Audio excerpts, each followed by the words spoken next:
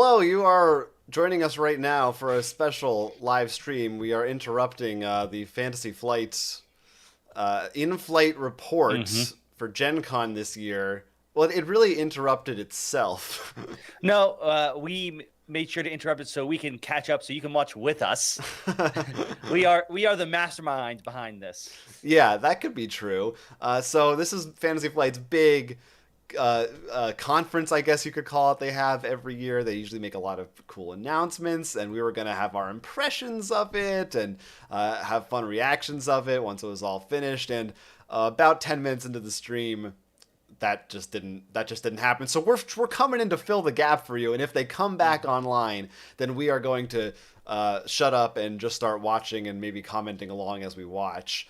But Now, yeah. they were about to start some KeyForge, but they did do a little. They were able to get a little bit of information off. So, Jonathan, do you want to recap everyone? Yeah, so they were mostly talking about some Star Wars miniature stuff before this started. Specifically, they started with Legion, and they had announced some new packs for that. There's a new Anakin Skywalker that's coming. Also, very exciting is the new ships for the first time from the world of Rise of Skywalker. Will be entering into X-wing. So, you know, that's pretty exciting if you're a big fan of Rise of Skywalker, like we are, and everybody Hey, is. ships are still cool, no matter what your thoughts on the movie You're are. right. Ships are still cool. And then they all had some stuff for Armada, which, I was trying to get some things together, so I can't say I caught every last detail of it, but they are coming out with a new set that it sounds like it is of course it can be mixed with all the other ships, but it's a standalone product that is something that beginners could pick up and get into right away. That's definitely something that could be needed. Any of those miniature games definitely are very. I don't know. High bar's the right word, but it's an intimidating one, to say the least. Yeah. Oh, Lee Wagner pointed out, or maybe it's Wagner. They also announced Darth Maul for Legion, Ooh, which is very nice. that's pretty cool. And we have a visual change, no audio yet. So No audio yet, no audio yet, just and make sure. Clone Wars. Yes, anyone who has watched any part of it, let us know so far what you're excited about, what you've seen that's been fun. And again, hopefully it Uh, will come back I in. see KeyForge boxes. There's a loading That's a symbol. loading. I don't know if that's better or worse. I guess Uh, they crashed have just under the pressure of how many people are watching this right now. oh yeah. Well, I know there's that new KeyForge set, Jonathan. Did you actually look anything into that one?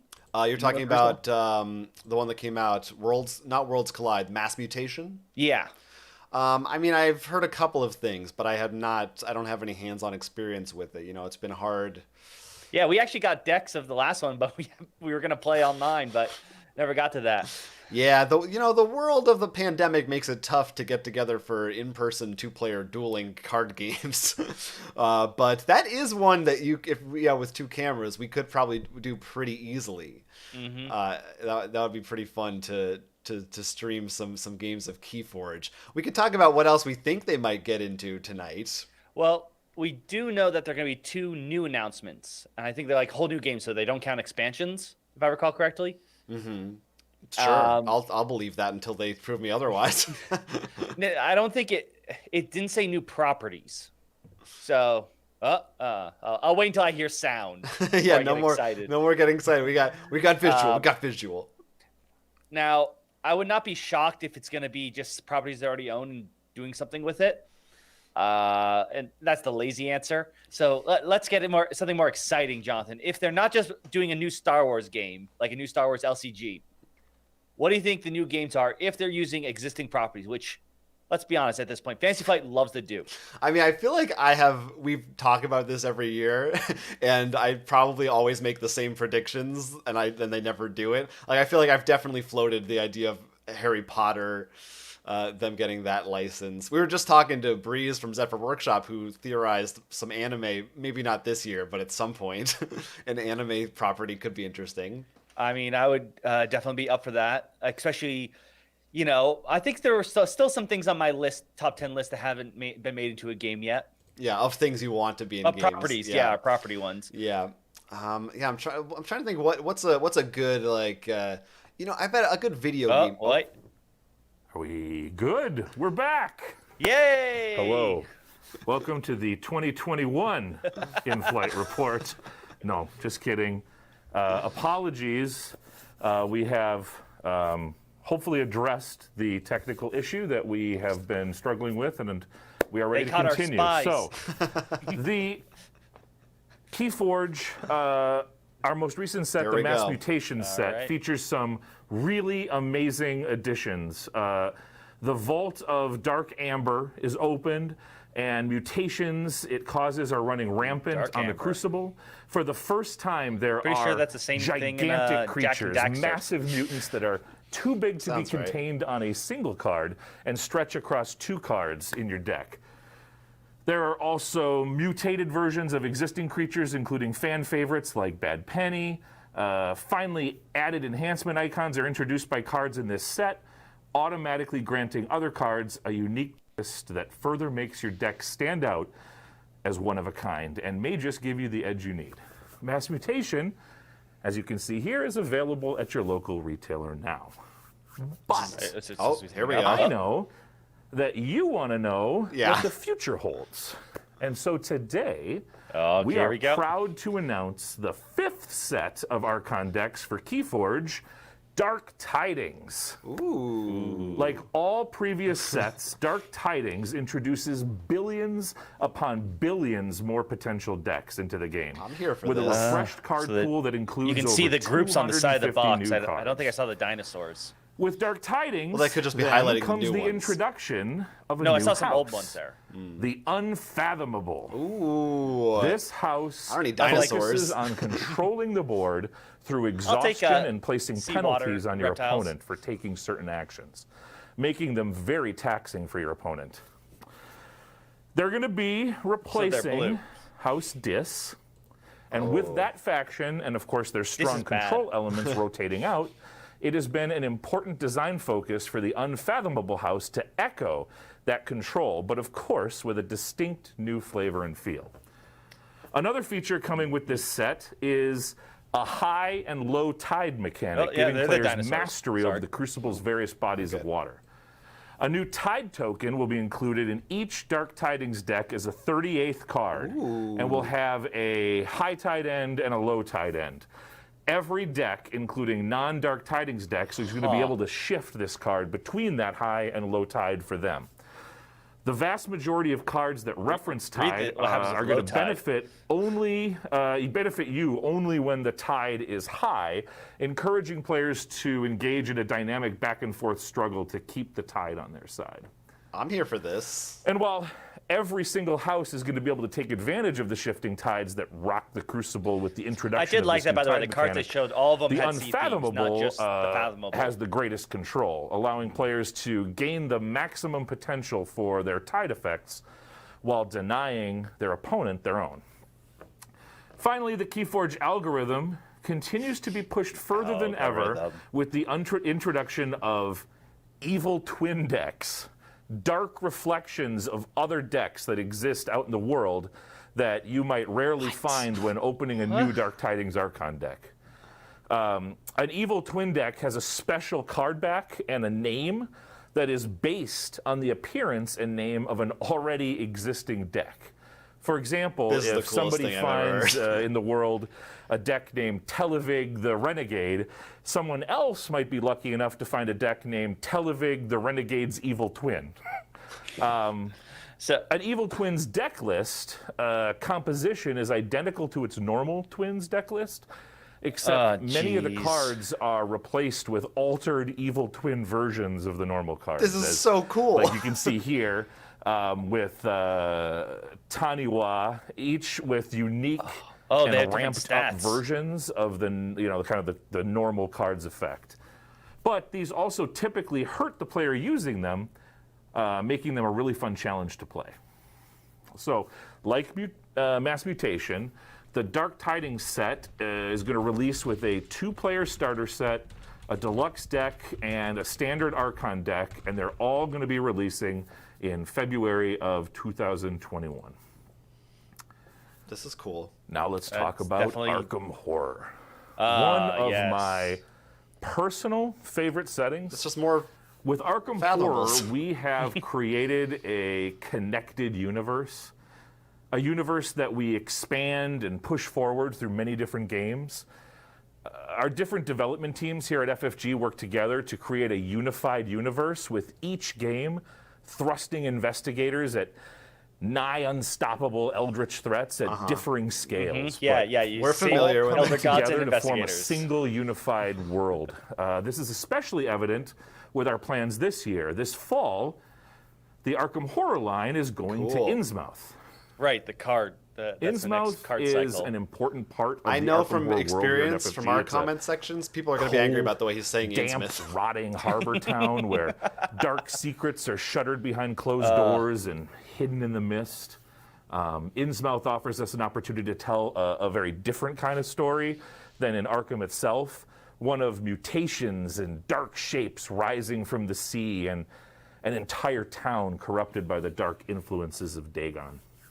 Too spooky. We've previously announced the Underdark Waves expansion for Arkham Horror the board game, and the Innsmouth Conspiracy expansion for Arkham Horror the card game. And today, we're proud to reveal the 6 Mythos packs that complete the Innsmouth Conspiracy cycle for Arkham Horror the card game. So it begins, the Innsmouth Conspiracy really begins in its deluxe expansion, but then it's going to move forward with these 6 Mythos packs. In Too Deep, Devil's Reef, Horror in High Gear, A Light in the Fog, Lair of Dagon, and Into the Maelstrom. Across these 6 scenarios, a tangled narrative unfolds, pitting the investigators against unseen cultists, the coming syzygy, and the rising Deep Ones.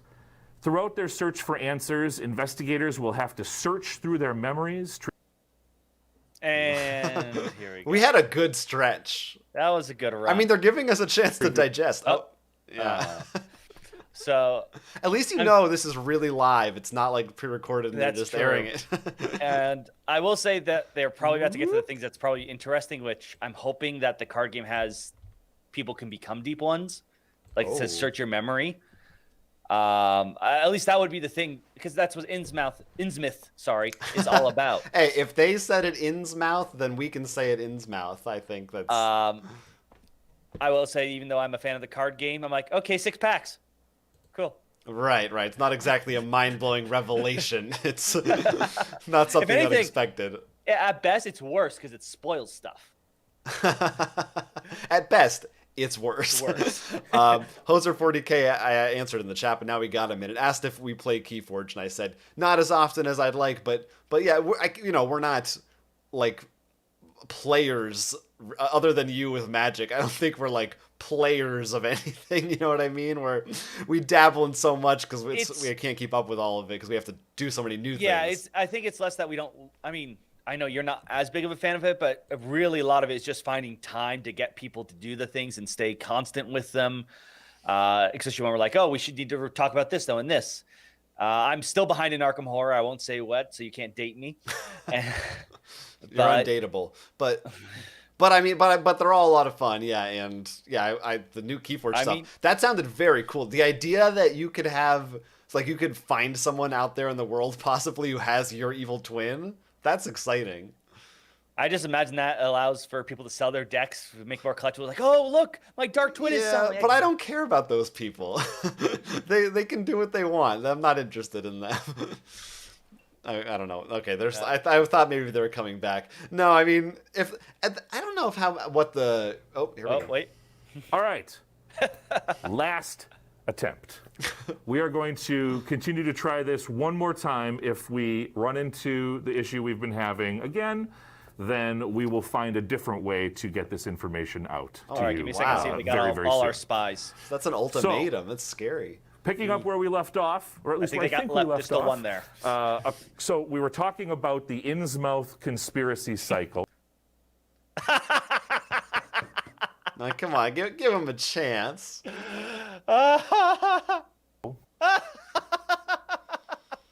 Right after the ultimatum.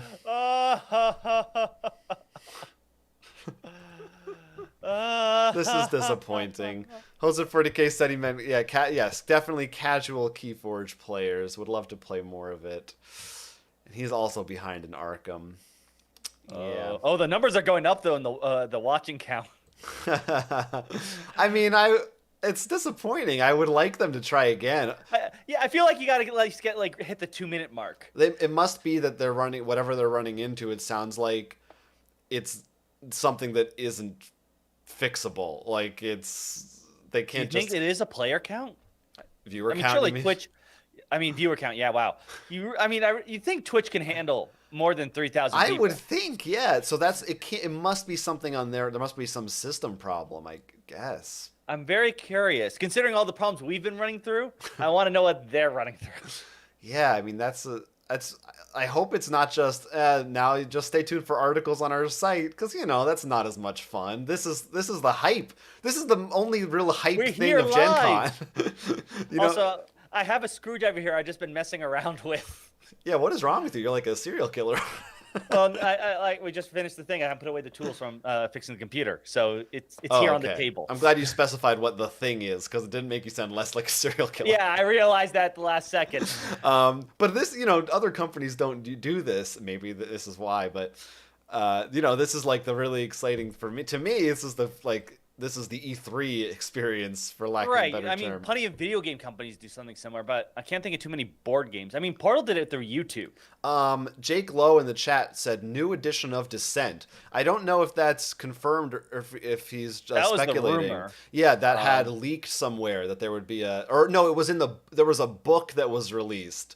They have a new line of books based on their games, and one of them was Descent, and in the Amazon description or something, it made reference to a third edition or a new edition.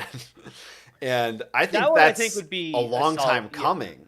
Yeah, I agree. While Descent's not my favorite game, I think it is one that a lot of people love, so it makes sense for there to be a new edition out there. But don't you think, to me, Imperial Assaults was really in many ways a better game than Descent. Well, if you took those changes with that world, that's what I'm thinking. That's what I'm like. Or Journeys in Middle Earth might even be that.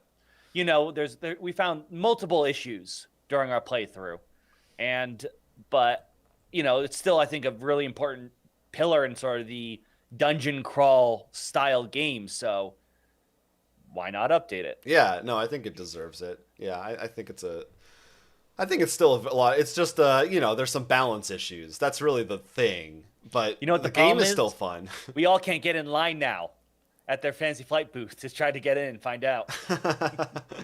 Yeah, it's disappointing. I guess I'll just expand us. You know what? I really hope to hear though, because remember there's two products. I really hope one of them is something with Netrunner. You mean Android? Android. Because Netrunner they don't have. That's right. That is right. You are very right. Yeah. Because they can't let that go to waste. Well, the other thing also is the two things that they can't go to waste is Android and the Battlestar Galactica system. They might not have the rights to the show, but we've said it. I don't know how many times we've said it. You could easily paste any of the properties they have now over it. Yeah, I would love to see it. I don't know how much they care about that though. They might be looking at, we're making so much money now on Star Wars games and Lord of the Rings, and maybe they don't care about that. Maybe those IPs aren't as interesting to them as, a license. Well, that's why I'm like, don't worry about the Battlestar, just take the system. You can put Star Wars on that. I guess you could put Star Wars on it. It would be a little... That's not my first pick. Yeah. I just used it because those are the two you were saying. Right, yeah. My first picks for those would be, once again, Android. I think that one would be easy. And Arkham Files. I think that with Battlestar? Huh. Yeah, I guess you could. Well, a hidden traitor. Yeah. Hey, why not do maybe even KeyForge. I was going to say a whole new IP. Just make it... You mean make one up or like... Yeah. They don't have? An original one. Sure. Schmaddle-schmar. I just assume that like you said about the Star Wars and Lord of the Rings, they're more like, this won't sell unless it has a name attached to it already. Yeah. Kind of thing. I guess they have KeyForge, so I guess they're not afraid to ever do that. But they also had Richard Garfield on that one, so they kind of had a... Either way, I think it is... where did it rank on your top 10 again? KeyForge for... No, Battlestar. Oh, Battlestar. Oh, that's my number one game of all time. Like, I'm pretty sure. It's hard to get... That isn't the party trader game. like that. Right. You know. Right. And it is such a shame. Like for you're missing one expansion. I know, and you can't get them now. Or you can, but you're paying. You're paying top dollar. I see no updates as of now on their Twitter or anything like that. They have not been. Oh wait, here we're going to record the in-flight and upload to YouTube. Oh. Right in the chat. All right. Well, so what do we do? I guess we just hang out. I don't know. Well, they didn't even say. Hold on. Someone just said tonight. I want to see if they're gonna say. My guess is not gonna be up tonight. I mean, it might be. I'll be up tonight, so if it comes up, I'll watch it and we can do response. we could play it. We could watch. We could still react live to it when we watch it. Hold on, trying to get an ETA now, so they might actually give us an ETA. Where are you reading this? Yeah, this is the Twitch chat, not Discord. Oh, sorry. The Twitch. Okay. Sorry about technical problems, and thank you for your patience. Yes, I mean, I think anyone. I love how everyone understands all the issues now going through this. I mean, they're not all the same, but we're all like, all right, well, now we can't get this person's volume working. Our camera's not working. YouTube's not accepting the stream feed. We're all coming together to see these problems. Yeah. Let's see. Anything else, Fantasy Flight, that we would, and anyone in the chat, if you have any, what do you want to see? Oh, let's see. Here we go. I see Nathan's confirmed and said, yeah, they're going to record. Hoser40K asked which expansion that we're missing. It's Exodus, I think. No, it's the green box. I think it was green. I know we have Pegasus, and we have maybe it's either what are the other two? Exodus and Daylight. I can't. It's the one that adds the ships come back more often. It was like every time you jump, the ships are still there. It gave more stuff for pilots to do. It seemed like it would be good. Yeah, I think it's Exodus. Exodus then. Daybreak. Sorry, I was saying Daylight. Daybreak is maybe the one that I have. But yeah, I mean, I wonder what's going on. It's a shame. Yeah, but let's see. What else do we want? I mean, obviously there's LCG stuff. We've been speculating. Oh, Scott Armstrong said Lord of the Rings. Just in general, there's of course, more Journeys in the Middle Earth announcements would be cool. I'm interested to see that. Speaking of games that really got hit because of the COVID. Right, for us, yeah. Although, I mean, I said it before, but if we let everybody... everybody had their own deck, I think you could easily play that remotely. Very easily, actually. Well, the only issue is when you get new items as upgrades. Yeah. But I can give everybody their class upgrades, I mean, if you're willing to control the decks. Well, no, I mean, I think literally if you're the burglar, I would give you every burglar card. You know what I mean? Right. And then you just could deal with it on your own. There would still be some issues, but I don't know. I feel bad because I really loved that game and I'm sad. I mean, it was a really fun campaign. Maybe I'll go in with the. I see a lot of people saying Netrunner 2.0. Yeah. I mean, they said, can't do it, but they could do Android. I have a feeling that it's what they said. Like they meant Android, Jonathan. That's probably right. They mean the world, not the game. Nathan also said Dead of Winter, but maybe too soon to announce since they just bought the rights. But that's true. Maybe they have a. Is it under Fantasy Flight or as another Dead? It's Fantasy Flight. Yeah, it is Fantasy Flight. Yeah, they're doing Dead of Winter. So I wonder if. I think they are just sticking. I don't think they're doing a new edition or anything, but certainly they could add expansions. Ooh. If we're talking about properties they already have, Fallout LCG. All right. Yeah, and then do you not want to have any money? I just don't understand. Do you hate money? Is that why you want that?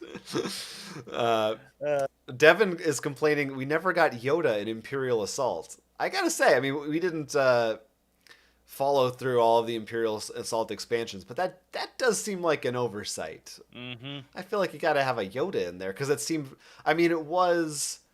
I don't remember the timeline wise. Did that take place kind of? It was definitely around Empire Strikes Back. I'm pretty sure it jumps around. I don't think. But it was post New Hope, because you were established as Luke and Han and stuff. I think mostly that era, but I don't think it was very. I don't know. Maybe it might have been between in the chat. I feel like it was like Empire to Jedi. Yeah, it's a board game. Just make a Yoda. Yeah, but I mean, he was around anyway that whole time. It's like it's hard to find a period of time where Yoda wasn't alive in Star. You have to go back really far. No, they're gonna add the baby or past Jedi. Oh yeah, baby. Yeah, why not baby? That's gonna be the the monkey's paw. Oh, you want baby Yoda? Imperial Assault. Yeah, a new Android game would be good. Let's see. What are they always talk about like another Runeterra thing, right? That's their that's their technically world. Descent. Sorry, Terra Noth is what I meant. Runeterra is that's a different game. They have Rune Bound. There's only so many names I can hold straight in my head. Yeah, there is that as an option. Maybe a Legend of the Five Rings that could make into the board Twilight game Imperium? world. Oh, Twilight Imperium, Something with that spin-off. Like anything that is an LCG could become a board game, and vice versa. Well, yeah. I do think if they are going to make a new LCG, it should be competitive. Because right now we have both Arkham and Marvel on the cooperative side. I mean, we have Lord of the Rings too, but they said they're going to slow that down. Right. Scott Armstrong said what he really wants is more of us playing Dungeons and Dragons. I hear. Yeah, we kind of we stepped back. We were doing regular streaming for a while during quarantine. Then we took a break because we had a lot of backlog of reviews and we were catching up with videos. Now we're very busy because of Gen Con Online. Mm-hmm. So in the next month or two, we are going to go back to reworking our schedule of how we're going to do streaming stuff in the future. So hopefully we will be able to do that for you. Fancy Fight Live has responded with, it's being recorded for YouTube, and sorry we couldn't make the whole thing live. I don't know if they're going to give an ETA. So well, it's going to take until at least 9 o'clock because I assume it was an hour long. We'll hang out for a little while. Let's see. There's people in the chat. Let's see. Devin Ott said they made a Rebels expansion, but no Yoda for Imperial Assaults. That's a shame. He doesn't like that. Daryl Rasdal suggests a Rogue One expansion. Ooh. That would be really cool. I definitely like that, but that was also for someone said pre-record next time. I'm like, but the live experience in the Twitch chat. Yeah, in the Twitch chat. Sorry. I'm getting confused between two different chats that we're looking at.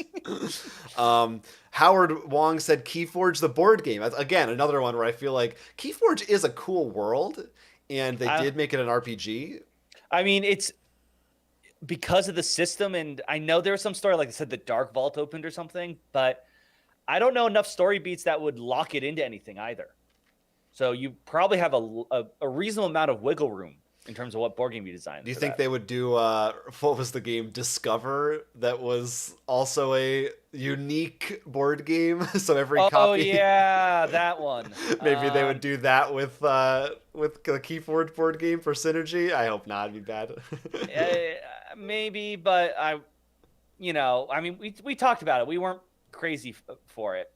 Right. Yeah, no, it was, I shouldn't say, it was okay, but nothing great. We're trying to sort things out.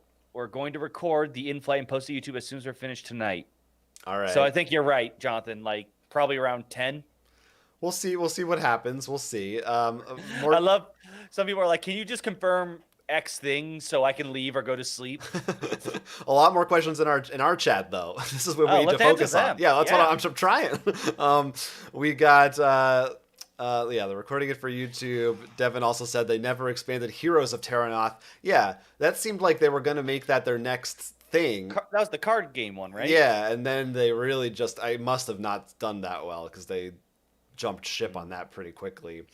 Glenn in the chat said that the Sadler brothers indicated that it will likely not be made, and they didn't say why. That would be my guess. That didn't sell that well. Cam301 said Star Wars LCG co-op edition. This is something we have said before. I know, at least off camera, that it seems like a great opportunity. They have the Star Wars license. They're using it a lot. The thing is, like I said, they have a lot of cooperative LCGs already out right now. But I think it's because I'm wrong. I enjoy them more. Yeah, I think they have discovered that people like them more a lot of times. Like, especially like Marvel Champions has done very well. Lord of the Rings, of course. Arkham is definitely. Yeah, Arkham is huge. So I think there's a good chance I could see them doing that. And like they have Legion, is their competitive, and they have X-Wing. If they were going to make it, was competitive. They're not making a Star Wars competitive LCG, right? If they're going to, unless they do like Game of Thrones Second Edition, but I doubt that. Yeah, that could be something that happened. Ajan asked about the Roll for Crit Resident Evil Switch play. Yeah, well, again, that's another thing you can look forward to in the next couple of months when we have time to take a breath and figure some things out. Ben Puffer said they need to make a KeyForge app. As in, I wonder if he wants like a fully look at decks or to be able to, because there is or maybe it's just a website, but there is a thing that compiles. You can look through all the decks and upload your deck and stuff like that. But maybe he wants a full-on digital KeyForge that you can actually play with against other people. Which there's an unofficial one out there. I forget what it's called, but obviously it's not. I don't know. I guess strictly speaking, it's not legal, but I know it exists that lets you play your decks online against other people. And Cam also hopes for a Marvel board game. Oh, yeah, Ben said, online play, yeah. No, that would be good. I think that came up right in the chat, too, Jonathan. Oh, yeah. The Twitch chat. Someone literally just said it while you're talking about that. Well, I was disappointed by the no KeyForge Online announcement. Yeah, Dark Titans is cool, but many of us still can't play KeyForge. Yeah. It's not. It would be good. Or if nothing else, some kind of a guide to... Oh, didn't they come out with some KeyForge... print and play or something a little while back, I think a few months ago, but maybe some kind of a guide of like, we don't have an official app, but if you have 2 webcams, here's how you might set up to play with people. People have done that with Magic, and honestly, that's probably, you can cut and paste. Yeah. By the way, it's sort of a confirmation, but they did say look for a recorded version of the in-flight on YouTube later tonight. Okay. So I would assume before midnight. I feel like I would be more optimistic even. Let me take that back. 1 for us because they're Central Time. If we're guessing, it would be an hour long. Well, I'm going to assume they're going to start from the beginning. Oh, you think so? Yeah, so they can have everything on there. Well, why? I assume they have what they did recorded, and they would just splice it in. But maybe I'm wrong. That's what I was thinking. So I was thinking like they're already 20 minutes in, so they would only need another 40 minutes, and then they just have to upload it. I don't know. I mean, I don't know. It might be weird to repeat themselves about the same announcements they already made. I think it would be more of just like, if you missed it, here's the whole thing without any hiccups. Right. Well, that's why I think they could just splice it in, maybe. I don't know. We'll have to find just another fun thing to speculate about. Will they re-record it or splice it in? You can tune in, and depending on what time it's released, we'll do what you said, Jonathan, and look at it live. Daryl is hoping for maybe a Twilight Imperium expansion or Outer Rim. I'm seeing a lot of Twilight Imperium. You know what? I feel like we really liked Star Wars Outer Rim. I'm thinking the right thing, right? Yeah, that's right. I heard a lot of people talk about it. I don't know if that one did it that well. I know for a fact. I don't remember what it was. Some past Fantasy Flight stream. I don't know about how well it did, but I'm pretty sure they confirmed there is definitely an expansion and more content for that in the works. Because we like that one a lot. I mean, like we said, it was Firefly Light. We really love Firefly, but if you want to actually play maybe more than one game in a night, got the Star Wars you can play 2 instead of just 1 with Outer Rim. But I know they also said, and the same thing, I can't remember the exact details, but they definitely said they had multiple new Star Wars projects in the works. And some of those I think might have been 2021 and further out. But I wouldn't be surprised if we see a new Star Wars board game even as part of this. How about Marvel Champions? I mean, I think it's going to be the same thing as Arkham. It's more packs. Here are some packs. And it's yeah. I mean, we'll find out about new hero. Well, they could drop something exciting like X-Men. Marvel's a little better because it's not mine was great, the 6 story packs. We know the theme. Right. They're not random. It's a little better because you could be what? Punisher? Wasn't expecting that, Right. Versus it's it's Innsmouth. There's going to be, it's going to be in there. I will say we probably could check out their store. Because I wouldn't be surprised if when they announce something, it's guess what? You can buy it now. Oh man, I wonder. That would be exciting. I mean, that's what they do at Gen Con. That's true. Drop it really quick. But so. usually, do they put it online as well? I thought it's only at the show. I don't think. Well, no, it's usually just at the show, but we're online right now. That's true. But the question then is, do they have the product? Did they prepare for that? Or it's just very limited. I guess it could. Or be. it's the pre-orders. Oh yeah, pre-orders could go live. Yeah. Somebody scrubbed their files to find their find the data mine them to see what stuff is in their system. Except it takes you to the Asmodee site. guys, that was just a satire what I just said. Please don't hack Fantasy Flight. They're already having enough technical issues with the spies we sent over there. Yeah, we tried to keep things together. Yeah, let's see. Oh, oh no, I'm way behind in this Twitch chat. I haven't been scrolling down at all. Oh, I actually looked away now because I'm like, I've kept up enough. The real question is, will we stop and come back, or will we hang on in hopes that they will have this full thing for us? I don't know the answer, but as long as we're hanging out, we can keep talking for a little while. I mean, if people are still commenting, we'll talk with them. Why not, right? Yeah. So let's see. Anything else we didn't know? I was looking at Fantasy Flight. I was looking at some of their stuff that they have on their website, trying to come up with possibilities that they might have. Let's see. Cosmic Encounter, I doubt it because we just got Duel, and I don't see them. Maybe a Duel expansion. There's the LCG. They have enough aliens. I'd be down for it. I thought you were mocking me for hating money. Doom. I don't know. I don't think they're gonna. Well, that's Bethesda. That's going to. Yeah, I'm looking at all their stuff here. Elder Scrolls. Do they have an Elder Scrolls? Isn't Bethesda own that? Yeah, well, I'm just saying, but they have published a Doom board game, Fantasy Flight. Right, but they also published Fallout, so I assume they. Oh, I don't know. Well, I know because Modiphius has the Elder Scrolls miniatures game, so they might also have the Fallout miniatures. So. Oh yeah. So yeah, I mean I guess it's a decent. Yeah, I guess it's a good guess. I don't know. Hey, guess what? Skyrim now paper form. Yeah, that'd be pretty good. Let's see. They did just announce a new expansion for Civilization. Right, you told me about that. And I think that'll be pretty cool. We've got XCOM. So I wonder if they're going to stream the rest of this stuff. Because they have a streaming schedule. Throughout the rest of Gen Con? Yeah, they have the Fantasy Flight live schedule. Like, we have the thing tomorrow morning, they have Marvel Champions. Interesting. And a bunch of Star Wars stuff. And the new product is supposed to be announced. The unboxing. So I think they were going to announce it now. At 4:00 our time. Yeah. Yes. No, the 31st. That's Saturday. Sorry. And they said at the start of the stream, they were like, throughout the rest of the convention, we'll be giving you more details and more in-depth looks at things. So yeah, I definitely think that was the plan. But sometimes plans go awry. Let's see. We've got the Wizard That Climbs the Library. That's a KeyForge deck, right?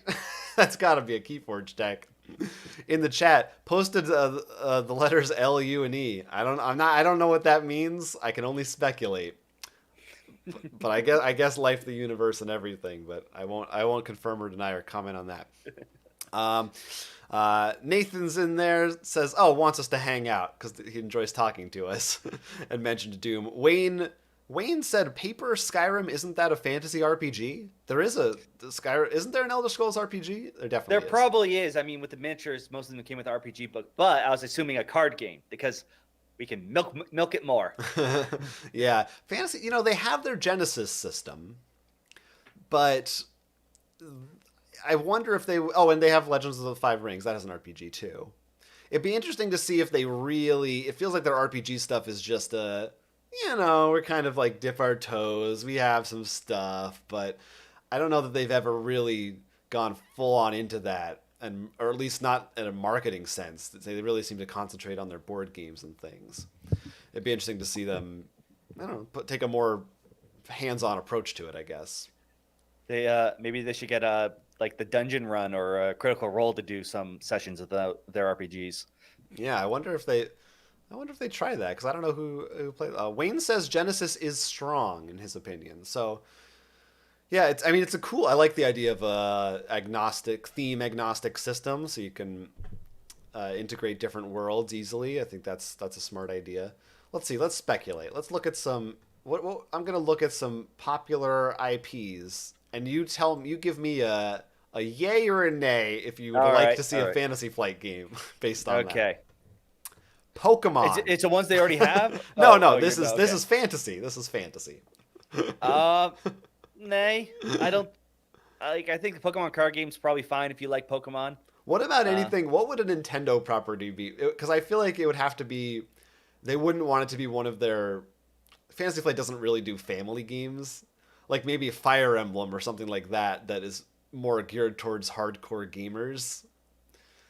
I think if they were to take a game from Nintendo, if they wanted to make an LCG of it, they'd go Fire Emblem, because that is a treasure trove you can milk for or days. A miniatures game. I mean, that would be an easy. I think miniatures, maybe Bayonetta. Whoa. Huh. I think it's a bit more action oriented, older audiences. Yeah, technically not Nintendo, but I'm gonna let it slide. Well, I thought I think they bought the rights to the specific games, but they don't own the IP. I'm sorry. They can still publish Bayonetta on other consoles and stuff they want. Just not like Bayonetta 2. I don't know. Maybe I'm wrong. I think like Bayonetta 3. Yeah, it's a fine line. Nathan said in the chat Star Fox. They just reskin X-Wing with Star Fox. Again, I'd be down for that. Chad Stilson says feels like Simon or Renegade would do Pokemon. I would love to see someone do Splatoon. Yeah, that would be fun. Area control. It'd be interesting. Or maybe not even do like the ink battles. It's like this actual story of how all the Inklings came to be. Because if you read the lore, it's like that's actually Fallout. That's like dystopia. That would be an interesting take for them. Wayne said Battletoads. Yeah, that'd be cool. I'd be down for that. Sky Silver Can said Smash Bros. I mean, yeah, of course. Get them all in there. That'd be the best. What they need to do is announce a Geno game and never make it. If there's any, like even Marvel Champions I've been playing, but if there's any property that like an LCG, hell, a TCG that I actually would go all in for, it's Nintendo. That is the one thing Jonathan, that would convert me. What I would love to see? Yeah. Paper Mario. Because, their whole gimmick, especially recently, is like, look, stickers, they're really made of paper and stuff. You're now cardboard. Yeah, that could be fun. You have to actually fold them into origami. Or you flick the cards, it's a dexterity game. Chad wants to see X-Wing reskinned as DBZ. Sure. I could see that. Why not? Go nuts. Only if I can play as Hercule. All right, well, I guess let's step outside of video games. Nick Pickle would like to see an Indiana Jones game. How about that? How about classic movies? That Fantasy Flight doesn't seem to be. They seem to really be interested in the. I don't know. They have Star Wars. Maybe that's. I feel that's more once again. Looking at come on, because don't they have a Godfather? They do. I don't remember if they publish it, but it is an Eric Lang design, I think. Did they publish it? I don't remember. But yeah, there is a Godfather board game. I know there are two. I think one of them is theirs. Rosebud. Citizen Kane. I mean, no. Yeah, I don't think they should do that. But I could see Indiana Jones maybe as like a connection from, they're friends with George Lucas. Only if it's young Indiana Lucasfilm, I guess at this point. Ajan said Terminator. Yeah, what are there, 3 different? Only if they get a Terminator game that's covers more than like half a movie. One. I kind of like that one. Ricardo said Zelda Dungeon Crawler. Descent style Zelda game. That would be cool. You'd make it kind of like almost like the Four Swords style games with co-op.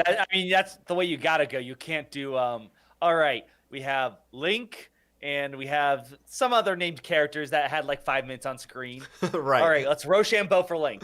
No, but I would think it'd be awesome if you would Link, Zelda, Impa could be a character. I actually think it would be cool. I mean, yeah. I mean, there are some, but like, you're probably pulling the roster from Hyrule Warriors. It's the same. Nah, you could definitely find like 6. I mean, they have a Lord of the Rings game, and you only like 2 of those. No, and they made up characters. But I do think the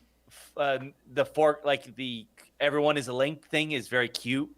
I guess, but I would be in a board game. I would have more fun if I got to like, oh, Zelda has unique stats, and I can actually. I think you would. I think most people would just be like, so can I be Link? I don't know. I think you're wrong. I think you are. I think you're underestimating the Zelda fandom. I think there are more characters than you realize that are popular. I mean, people love even just the champions from the latest game. You could be Darunia, you could be Princess Ruto from Ocarina of Time. There's plenty of cool characters to play as. I just think you don't like Zelda as much. No, I like Zelda, but that's still 2 characters. I said all 5 or 4 champions from Breath of the Wild. That's 4. I guess it's just like I remember like playing Hyrule Warriors. A lot of them felt like stretches. I think it's just because Hyrule Warriors is bad. I mean, I just don't imagine it'd be too much different in terms of trying to design them. Trust me. In the chat, please tell. By the way, Nathan says they have started the upload. Ooh. So not even 10 minutes past 9. But going back to movies, Wizard that Climbs said Skull Kid. Skull Kid. Who everybody's wanted for Smash. He's been one of the rumors ones for years now. Yes, go back to movies though. I was about to say Lord of the Rings. Ooh, it's been a long day, everyone. We are anxiously awaiting Fantasy Flight to come back so we don't have to come up with more banter to fill this time. I mean, on a serious tone, no, but someone did already have the license, but this fan said they could just probably buy it out. But Pacific Rim, something a bit more with kaijus and stuff like that. That could be cool. Sky's Silver Can said Dracula, Fury of Dracula reskin using The Simpsons. What do you think about that? I don't know. What does that mean? Is Mr. Burns Dracula? What's the plot of that game? Is it just a Treehouse of Horror?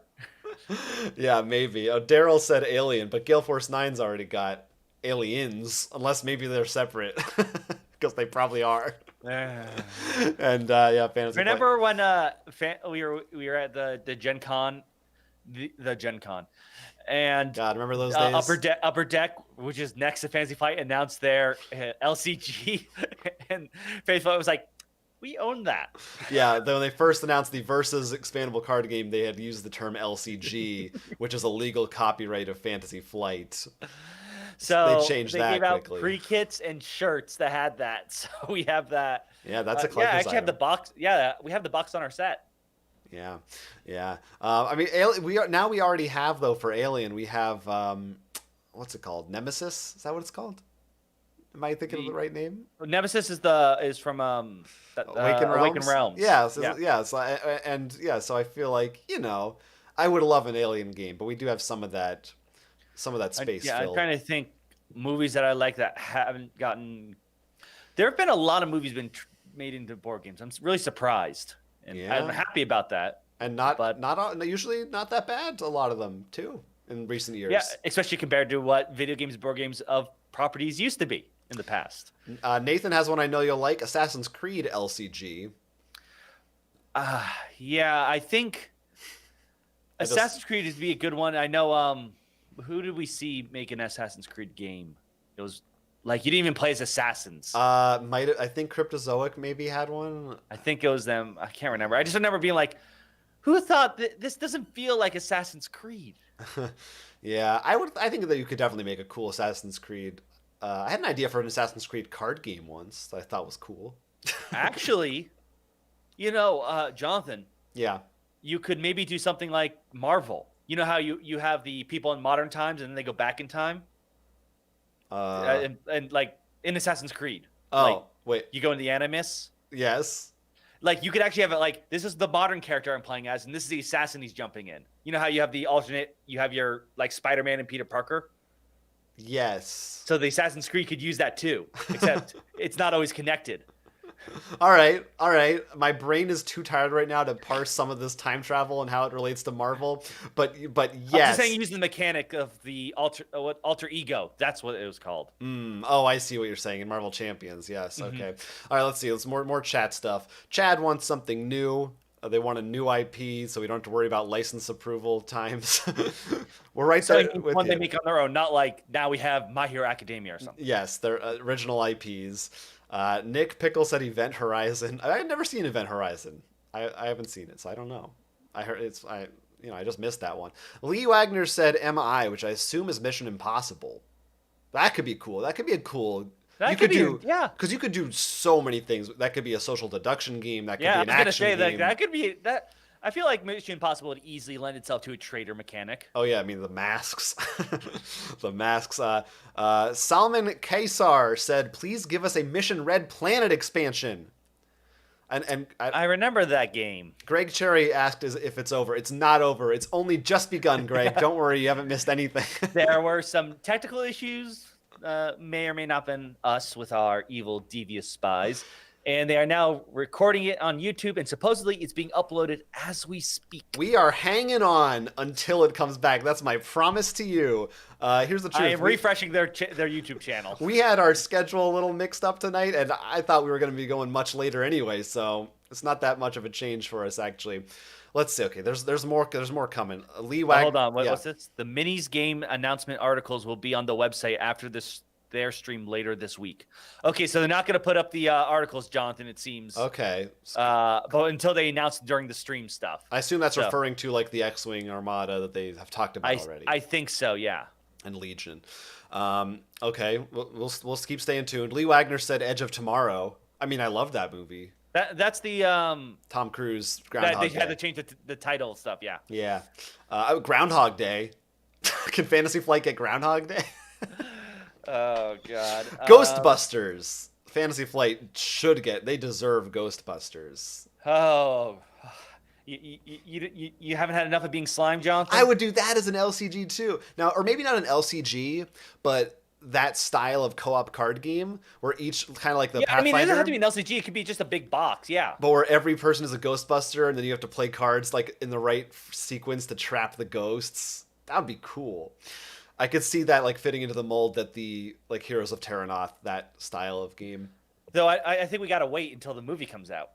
You gotta get the synergy. Oh, that's the expansion. Well, it was supposed to be out, right? They missed the boat on that one. I don't remember at this point what was and wasn't supposed to be out. We would have seen. We would have probably been complaining about it right now. I thought it was gonna be good, but who knows? Nick Pickle said Stargate. I haven't seen Stargate. I don't know about you. I have not. I mean, if we're going to TV shows, we haven't played it yet, and I really want to because I thought it was like a good Battlestar Light. But the Warehouse 13, I still love the lore of that, and I think it's easy. You played it a little bit, but we haven't. I did, but I have it now. But it was like, oh, we'll wait until we get the right people at the table. Oh, there's a virus? Yeah, that always happens. Daryl said Mad Max, which that manager's game for that seems like a no-brainer. You got so many cool cars and battle dudes to throw at each other. Chad said Animal Crossing Battle Royale. Is it just everyone chopping down trees? Yeah, I think that's correct. How about a My Hero Academia LCG, suggests Nathan?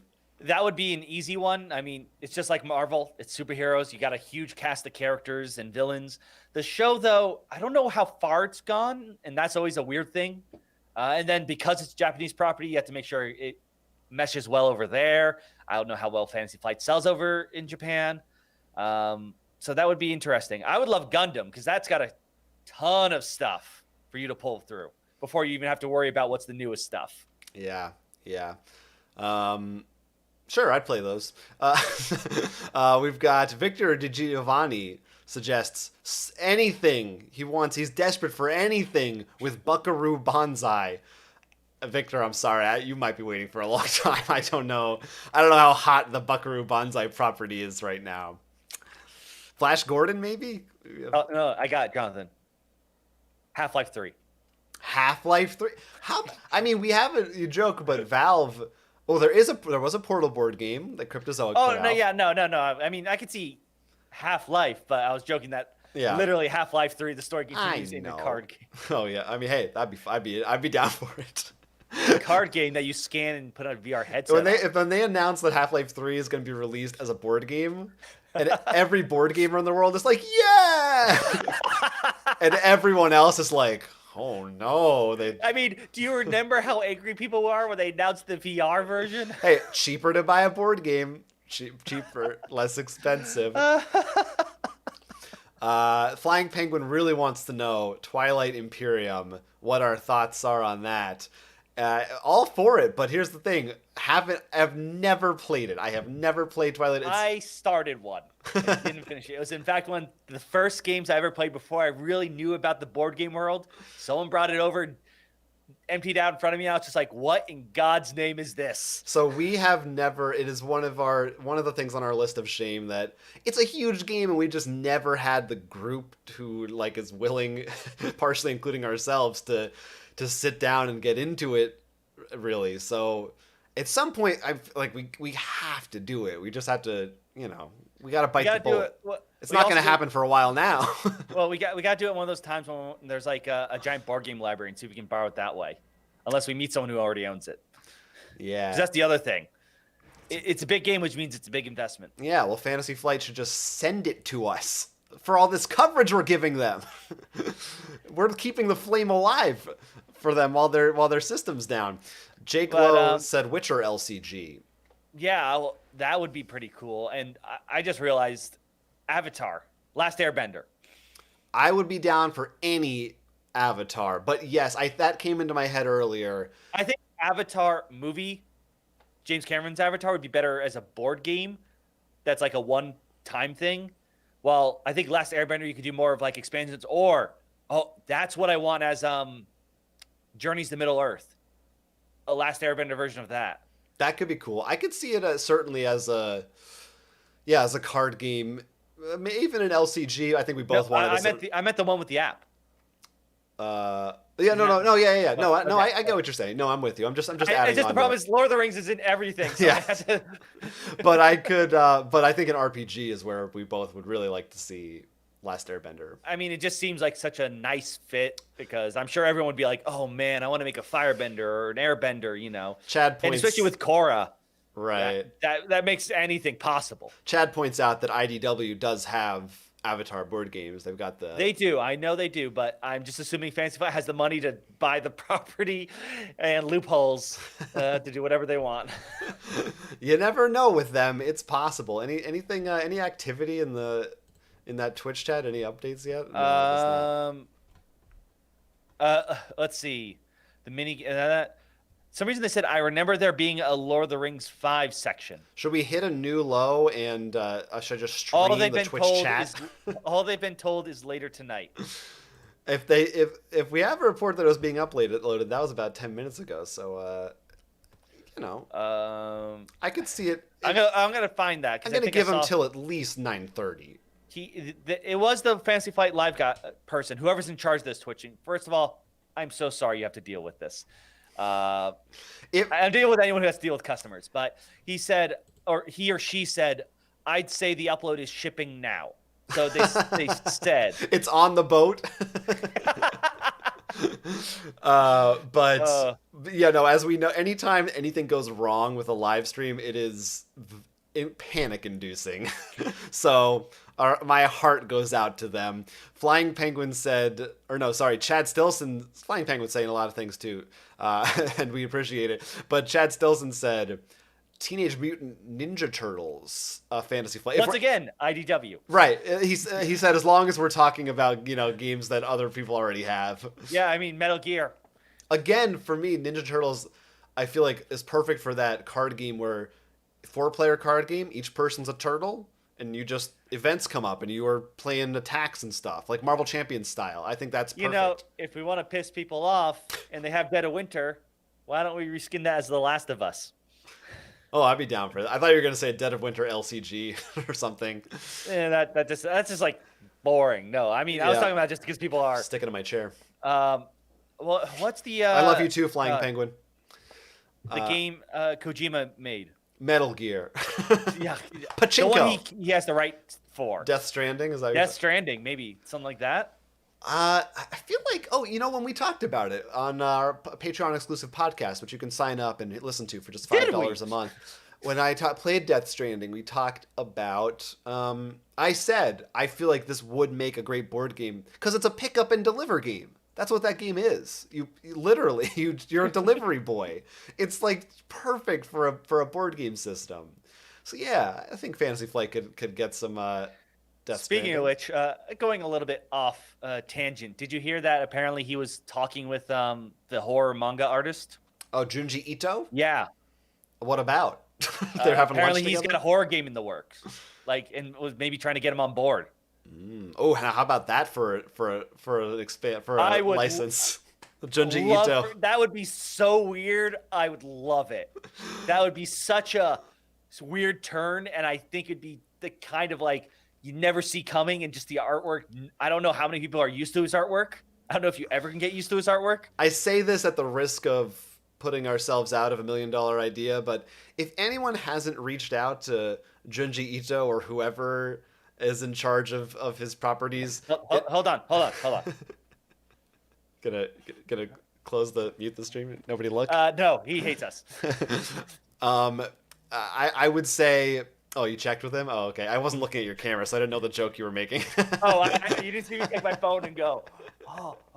Yeah, but an RPG, a horror RPG, using that art based in that world, I feel like would be not that complicated to make and would do gangbusters on Kickstarter. That's a good property idea. Let's see what's going on here. Ajan said 12 Monkeys as a board game. Sure. That's a great movie. I would. There's some creative stuff you could do with that. I think that would be interesting. Chad is still hoping for Mandalorian themed Outer Rim expansion. I mean, that's such a no-brainer, right? I'm shocked they haven't announced any. Have they announced anything Mandalorian themed yet? I don't think so. Because I mean, it is pretty recent, and it usually takes them, unless they have some insight. There's development time, but his ship's got to be coming into the game. And I mean, literally, I could see X-Wing. It's gonna have Baby Yoda. He's gonna be your your sidekick or whatever it's called in X-Wing, where they have well, maybe no, they'll make that a scenario or something where you have to if you damage them enough, you can pick up the Baby Yoda from them. Yeah, I would not be shocked at all if we see something's going on outside. Police sirens. If we see a Mandalorian for Outer Rim or something announced tonight, although it seems like they were done with the collectible Star Wars stuff. It does, at least mine. In terms of the stream announcements. My Twitch chat seems to have stopped. It seems everyone has. No, it still says 3,000 people are there. Well, it's bumping in here. It's hopping. Nathan now says Ghost in the Shell. I know you'd be into that. Oh my! Well, because it's Android. Same thing. It's cool. Cyberpunk. Yeah. Daryl said Arkham Horror RPG. Again, they could just do that with their Genesis system. That seems like an easy fit. It's what they would do. Why would they go to any other system? I don't think that they would. Does the Legend of the Five Rings use Genesis? I'm pretty sure it does.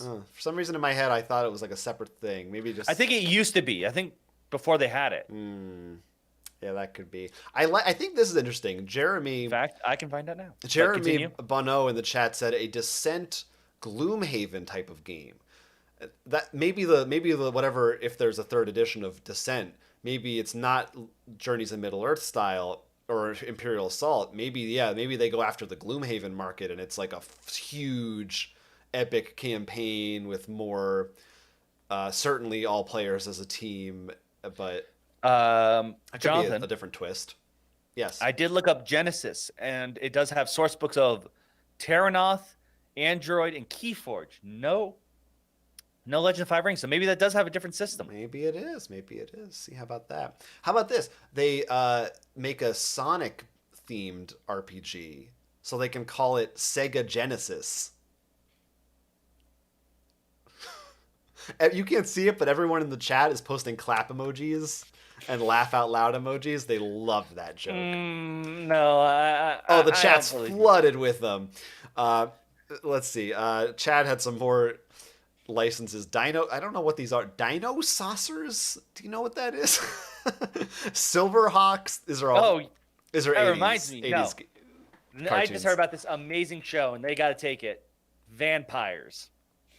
That's the name of the show? Yes, VAN-Pyres. It's about evil robot cars that suck fuel from other cars. So some kids that were mutated by an asteroid. It's got the same graphics as Reboot. I'm down for that, yeah. All I can say is whoever made the show was just like, I have all these puns, and I need to use them. Like, the villains' names, I forget, are like Alucard. I can't remember. They're all like this show probably does not exist only because for puns. I'm pretty sure my brother made it. Sounds bad. Let's see what else we got here. Victor D. Giovanni said, I think there was a YouTuber, Patrick Willems perhaps, who joked about a pseudo World War II cinematic universe. How about a World War II game series that uses well-known movies as the adventures or expansions? So what it's like Saving Private Ryan, and that seems like yeah, sure, why not? I like Patrick Willems. He does a lot of movie stuff. He has good videos. Andrew Mounty said that we're on the wrong sides. Have I entered the darkest timeline? Sometimes we switch it up for these streams, you know. You never know what you're going to get. In fact, that's right. I'm evil, Will. I'm going to warn you in advance. The interviews that are coming out that we've been preparing for Gen Con starting tomorrow morning. Stay tuned. Check our schedule online at rollforcrit.com. We're not on the right side. So you're going to be in for a shock for those interviews. More going on. Let's see. Flying Penguin wants to know what our favorite Fantasy Flight game is. Well, you know, for me, it's Battlestar Galactica. Arkham Horror, the card game. It's pretty easy, because they're also like our favorite games too. So yeah, I mean, it was really easy for me to go like, all right, well, what was on my list? Ding. Charles Stampley would like to see Game of Thrones LCG co-op. As would I, but I don't think they would ever do a co-op and cooperative LCG of the same property, because that would make a lot of confusion, and someone might buy the pack for the wrong one. And yeah, but I mean, yes, that is. But yes, the cooperative version is. I mean, don't get me wrong. The competitive one is, I think, really well and captures the theme I would want from a Game of Thrones game. But I like just being able to play together. Let's see. David Bartholomew asked if there's any word on the Star Wars RPG. They did not. They mentioned no such thing. No such thing. Oh yeah, that's the other. I forgot. How did we forget? That's the other big RPG they have. That's different. Right, but when was the last time they released anything for it? That's a good question. I don't know. Zuande12, or it could be Juande, said the rumor was a Descent Terranoth themed Gloomhaven competitor. That would be interesting. I wonder how far they would go with that, because, I mean, Lord of the Rings did retail for like $100, so they're not afraid to get into the high price range. But what they are afraid of is giving you content in one box that's as much as Gloomhaven gave you. Right? Like, they would, if Gloomhaven was published by Fantasy Flight, that would have been 50 different boxes. They would never do that. What else do we got here? Evangelos wants an Android board game 2nd edition. I think we all want that as well. Andrew says Dino Riders, greatest 80s product placement cartoon. Black Mirror, Chad says, for an LCG. Well, that's a weird one. Well, there's always that one board game. Oh, I actually think there are a couple that they... I only remember one that was like a pink box. I think they made... I feel like they made 2 that were based on specific episodes. One of them was Nosedive, which is like... Is that the one where you rate each other? It's the Meow Meow Beans episode. Maybe. And it was used an app, and it was like a social game where you rated each other. I don't think it did that well. Anything Android? Yeah, I like Y-View. A journey-like, but Legend of the Five Rings themed. I would love that. That would be really cool. Maybe give it a either Wolf and Cub or Seven of the Seven Samurai theme going on. Yeah, if I can speak. Yeah, no, that would be really cool. Especially with what was the game? Ghost of Tsushima came out.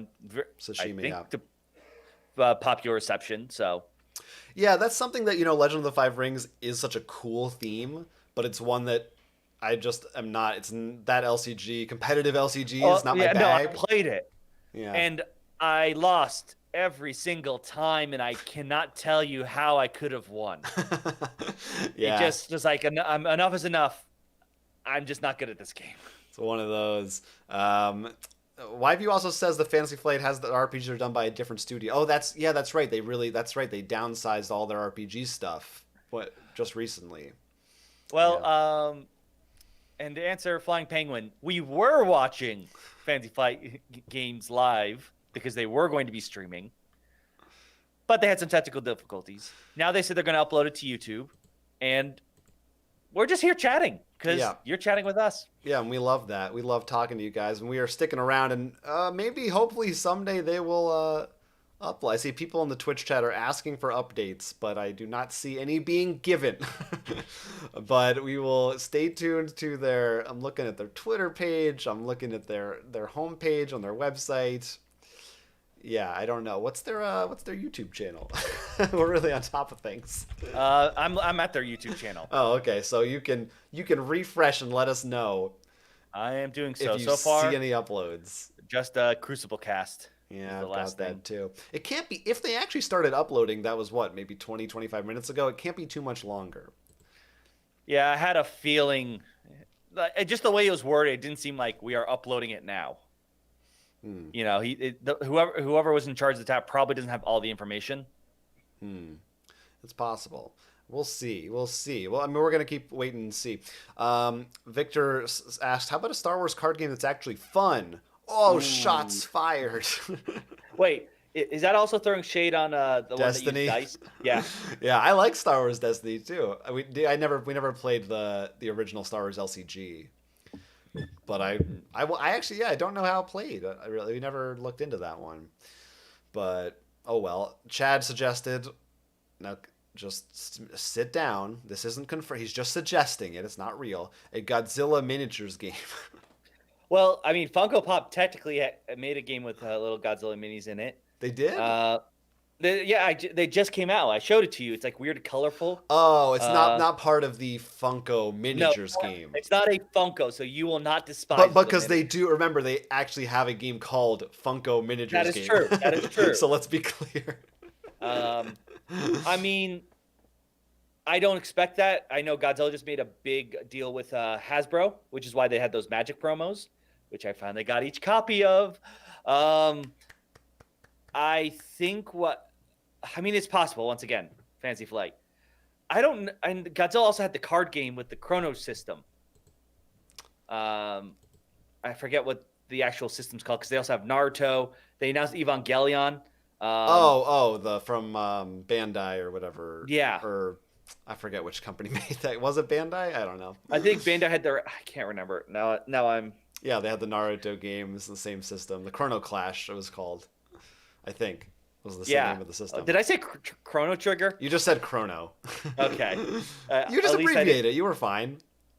Andrew wants to know what's our favorite thing we've eaten at Gen Con so far. Leftovers. Mine is leftover steak and pasta. Yeah, because I thought, I was like, I have time to eat this. The Fantasy Flight thing isn't for another hour. Yeah, you were right. Yeah, for me it's a tie. I had a leftover. It was nice, like a salad with chicken in it for lunch, and then I had a frozen pasta dish for dinner. And then we had a little bit of fun. We took a brief break. We have Discord after parties. I'm just going to mention this right now. If anybody likes Jackbox Party Pack or other games like that, or just hanging out, if you're a member of our Patreon for just $1 a month, every night this week we are having exclusive parties in there where you can hang out and play some games like that and chat with us. I recommend you go to rollforcrit.com, find the full Gen Con schedule, but also go to patreon.com/rollforcrit. If you are a fan of listening to us talk, there's more ways you can do it. There's just a little plug, and then we'll get back into the discussion. But those are my favorite foods. Hey, Jonathan, I got an idea for an LCG. What's your idea? Disney. I mean, I would love that. But yeah, I shouldn't say it will never happen. it could happen. I mean, Disney owns Star Wars. They have Disney friends. So except it's going to be Kingdom Hearts. I'd be into that. Well,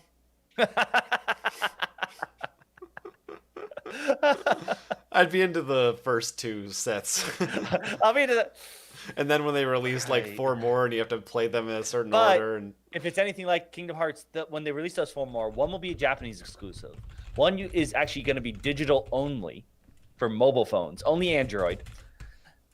And you won't know what's going on. Android, you say? You know, like the card game? Yeah. That was a joke. That's the joke. I'm just posting some links in our chat. Sorry about that. All right. Andrew said no noodle cups yet. Yeah, no. It is pretty different. You know, we're hanging out, we're relaxing. We're not relaxing at all, but I've got my ramen on the ready.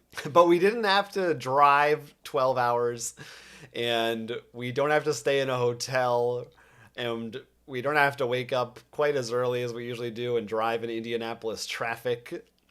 So in some ways, this is a bit of a reprieve this year. It's a little bit restful. But we decided to make up for that by making ourselves do even more work with all of these streams and interviews that you're going to be seeing throughout the rest of the week. Man, we have some really exciting ones. Unfortunately, we didn't get in touch with any Fantasy Flight representatives. They're difficult. Yeah, I was going to say. We tried, but we have really good interviews with Stephen Bonacore, still currently but soon formerly of Stronghold Games. We've got Jamie Stegmaier from Stonemaier Games, Jeff Kanata, host of the RPG show The Dungeon Run, and a lot of other shows. Some really cool guests, plus like a lot of indie guests. If you missed our stream with Aegis earlier today, or Aegis, there's some technical difficulties, but it's still fun. You can watch that too. What else we got over here? Yeah, Flying Penguin asked, do you stream Gen Con? Yeah, I mean, this is pretty much we will be doing streams every single day, mostly of us playing games, hanging out, and probably talking about what's going on with Gen Con as well. But at this point, it's hard to say exactly, other than Fantasy Flight, because, you know, they're really good about having these announcements as like a big spectator moment. Most other companies, you know, most of the coverage we do at Gen Con is playing the games. So we will have some of that as well, not live throughout the week, but I don't know. It's hard to know exactly what we're covering. I mean, we got some impressions and stuff, and we each got tickets to our own things. I think some of them we maybe both have. I can't remember exactly. Yeah, there's some panels online that we're going to try to attend and see what those are like. Chad said, since the Transformers card game faded to gray, he said it seems like that's a reference you'll get. He said Optimus Death reference. I get it. Okay, good. I get it. FFG should pick that up. They could pick that up. LCG maybe. I would. If Hasbro was willing to deal with that, I mean, they didn't want to give back Netrunner. I mean, don't get me wrong. I'd love for Transformers to stay in the board game world and not in a way where I have to buy random packs. I mean, I thought the TCG was pretty solid. You know, I think got the transforming mechanism down, and hell, they even got combiners and triple changes in there. It was pretty impressive.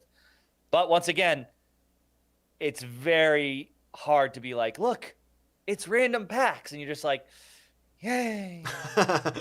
Yeah, it's hard. David Bartholomew points out that Monster Apocalypse, that Privateer Press publishes, that's a kaiju battle game if you need a non-Godzilla fix in the board game world. Andrew said he would love something like Villainous with an LCG where you could mix and match Disney properties. It would make bank. Yeah, it would. That's another one that I would probably... I don't know if I would go as fully all in for, but I would definitely buy that core set. I would be excited to try that game. It seems like an easy one for them to do. And he also asks if Gen Con smells better or if our feet are aching yet.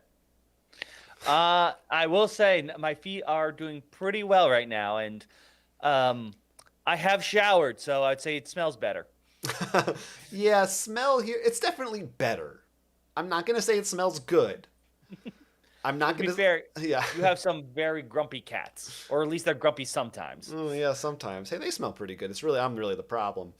But I'm alone and I don't have to go outside and nobody comes here, so it doesn't need to smell good. You can't smell me. That's the beauty of the quarantine.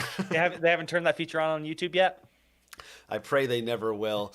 And my feet feel just fine. That's another thing that I am totally cool not having to deal with this year.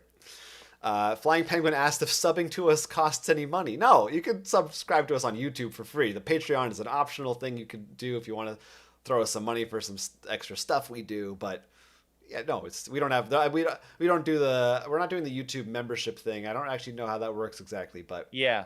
You can, even with those, can't you always sub for free on YouTube?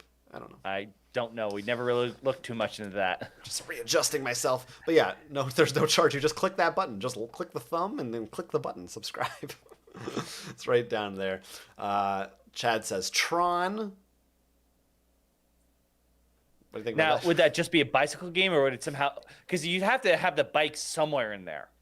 So would that be a mini game you play as part of the game, or is that only in the game? Like, there is that cool Laser Riders game from Greater Than Games. Not a Tron game officially, but it's close. But same idea, yeah. Yeah. There's a lot that you could. You know, they confirmed they're making Tron 3. Sure about they that? did? Yeah, they said that it's in the works, and they're trying to get, I think, same director, and they said they're trying to get. They're talking to Daft Punk about doing the soundtrack again. I mean, I enjoyed was it Legacy was the movie? Yeah.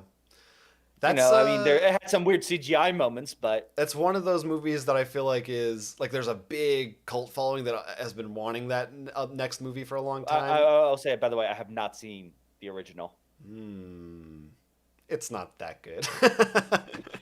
No, I mean, honestly, I like Tron. Like, it's cool, but it's very dated. I mean, for its time, it did a lot of great things, but honestly, I sometimes you see some of these dated things, special effects, and you're like, oh, but I see what they're trying to go for. Yeah, it's not the special effects though. Like those, it's like the overall kind of tone, I think, and dialogue. That's me. I didn't grow up with it, so I didn't watch it until later in life. So I don't have nostalgia for it either. But that is what that is. Let's see. What else? Nick Pickle's looking forward to our stream with Our Family Plays Games. So are we. That's going to be on Sunday, 3 p.m. Eastern Time. And we're going to be hanging out and talking to them. And other than like in the comments and by email and stuff, we've never really talked to them with our voices. So that's going to be a lot of fun to get to hang out with them. And yeah, if people aren't tuned in, check out Our Family Plays Games on YouTube. And if you have questions for us or them, you could ask us right now, but you could also save them for Sunday and ask them some questions there, and that would be fun. Ajan has a question here. What board game would you like to have the creators create you as a character in the game? Which board game do you want to be in, Will? There is a board game that we are in. That is true, and I'm not counting that because that's too easy. We will be in the upcoming Oathsworn Enter the Deepwood as promo cards, which I think you will get if you were a backer of it. I'm not sure about distribution after the fact. But we weren't exactly, An easy one would be in Arkham Horror. I could be. I don't need to be investigator. I could just be an ally. Okay, yeah, I was gonna say if it has to be based on real life, then we're gonna be out of luck in a lot of these games in terms of how viable we are. Well, no, I think that the Arkham line, we're not that crazy in terms of like the thematically fitting us in. If that's what you meant. No, I just meant. I meant more like we would die, like we have no skills. I think you'd be surprised, Jonathan, when push comes to shove. Yeah, I could go to the library and read some spells. Maybe, who knows? I could have innate magic talent. For some reason, the first thing that came to my head, maybe just because it's like an easy thing of having a character, was Unmatched. If we could have a. Or it could be a. We could be a set. I would love that. It would just be like the two of us. We have minis of us. If one of us is, we could debate over who's the sidekick or not. But I'll take sidekick if that's the case, because that alone would be hysterical. Like, who are we fighting? Another YouTuber or something? Yeah, our cards are like we throw out dice or meta stuff. How about this? How about the two of us are one mini together, like standing on a platform, and our sidekicks are like our dice or gamers or subscribers. Our goal is to get enough subscribers. Victor said Smash Up needs to do a reviewers faction. Well, they had the nerds. They had Will Wheaton. Was that that was not a promo? That was in the set. Oh, it came with the box. It came with it comes with the big boxes. So it was kind of a promo, but not really hard to get. Yeah. Victor mentioned Greater Than Games, Laser Riders. Yeah, that was the game we were talking about. That's like Tron. Chad has a lot more. The Fifth Element, sure. The Matrix, that was one that was on my personal list of things I'd like to see as games. I mean, how have we not seen that? The Matrix there's some great lore in that. You could do a lot of cool things with it. And that would be a good one for Fantasy Flight. Maybe when the new movies come out, if they ever come, some movies come out again. Maybe that will spark that creativity again, and we'll see Matrix games. But yeah, unmatched board game geek. Andrew said, yeah. Magic would definitely be cool to have art of us in something there, and it doesn't have to we don't have to be creatures. It could be a spell of us being like destroyed or detained or something. We're just in there like technically, I don't know if this counts, but because one Gen Con they had that where you can take a photo and add yourself to a weakness. I'm in Legendary. That is true. I've got your card. It's over there somewhere. Yeah, you are a wound card in Legendary. It's very limited edition. There's only one in the world, but we've got it. Oh man. Actually, you know what? Going back to the Arkham idea, Jonathan, we should be like one of those standalone packs, and it's like something weird happening at a game convention, and we're like allies. You can either rescue us or we become corrupted. You might kill us or something. Wait, sorry, I zoned out for a second. Which game is this for? The Arkham Horror card game. Oh, okay, all right. Because they have the standalone packs, right, and sometimes the convention stuff, and that would be the thing. Like, so it's like actual like everyone's like, oh, it's just a board game, but it's actually being used to summon like Lovecraft by playing Lovecraft games or something. You know, like Cthulhu's coming out that way. It's this crazy scheme. Yeah, I could get down for that. I feel like I've never said this phrase in my life, and I think I said it 6 times tonight, that I could get down for things. I don't know what's happening to me. I'm losing my mind. The two of us as a Funkoverse pack, suggests Nick Pickle. I think, Jonathan, I would love to see your reaction as a Funko figure. I don't love the design of Funkos. So, while I do think that game is actually not half bad. And it would be an honor to be in it. Good night. Some people are heading out. Some people are not waiting around for Fantasy Flight. Good night. Fair enough. I mean, they're being very vague and refreshing. But still a lot of people are, so we'll see. A lot of people want Twilight Imperium expansions. Daryl also said Army of Darkness or Evil Dead app-driven mansions type game. I think there's definitely some potential in taking the mansion system for other games. Once again, though, I'd love for them to actually maybe release something that mixes all the sets together. I'm going to keep harping on that. Yeah. It's you know what? It's on topic, so I'm going to let you say it. By the way, if anyone's just joining us, we're still waiting for Fantasy Flight to upload their video after their stream died. We would have been out of here like 45 minutes ago, but we're still hanging on. Nathan says he'll wait here forever for it. As long as Nathan's here, the show goes on. Oh yeah, but there is the Evil Dead 2 board game, which I have, and it's another one that I don't know when we're going to play it because it really requires you to be in person. But it sounds cool. It's a hidden trader game, so it's not app-driven, but sort of like that. Again, Nick says Outer Rim really needs an expansion.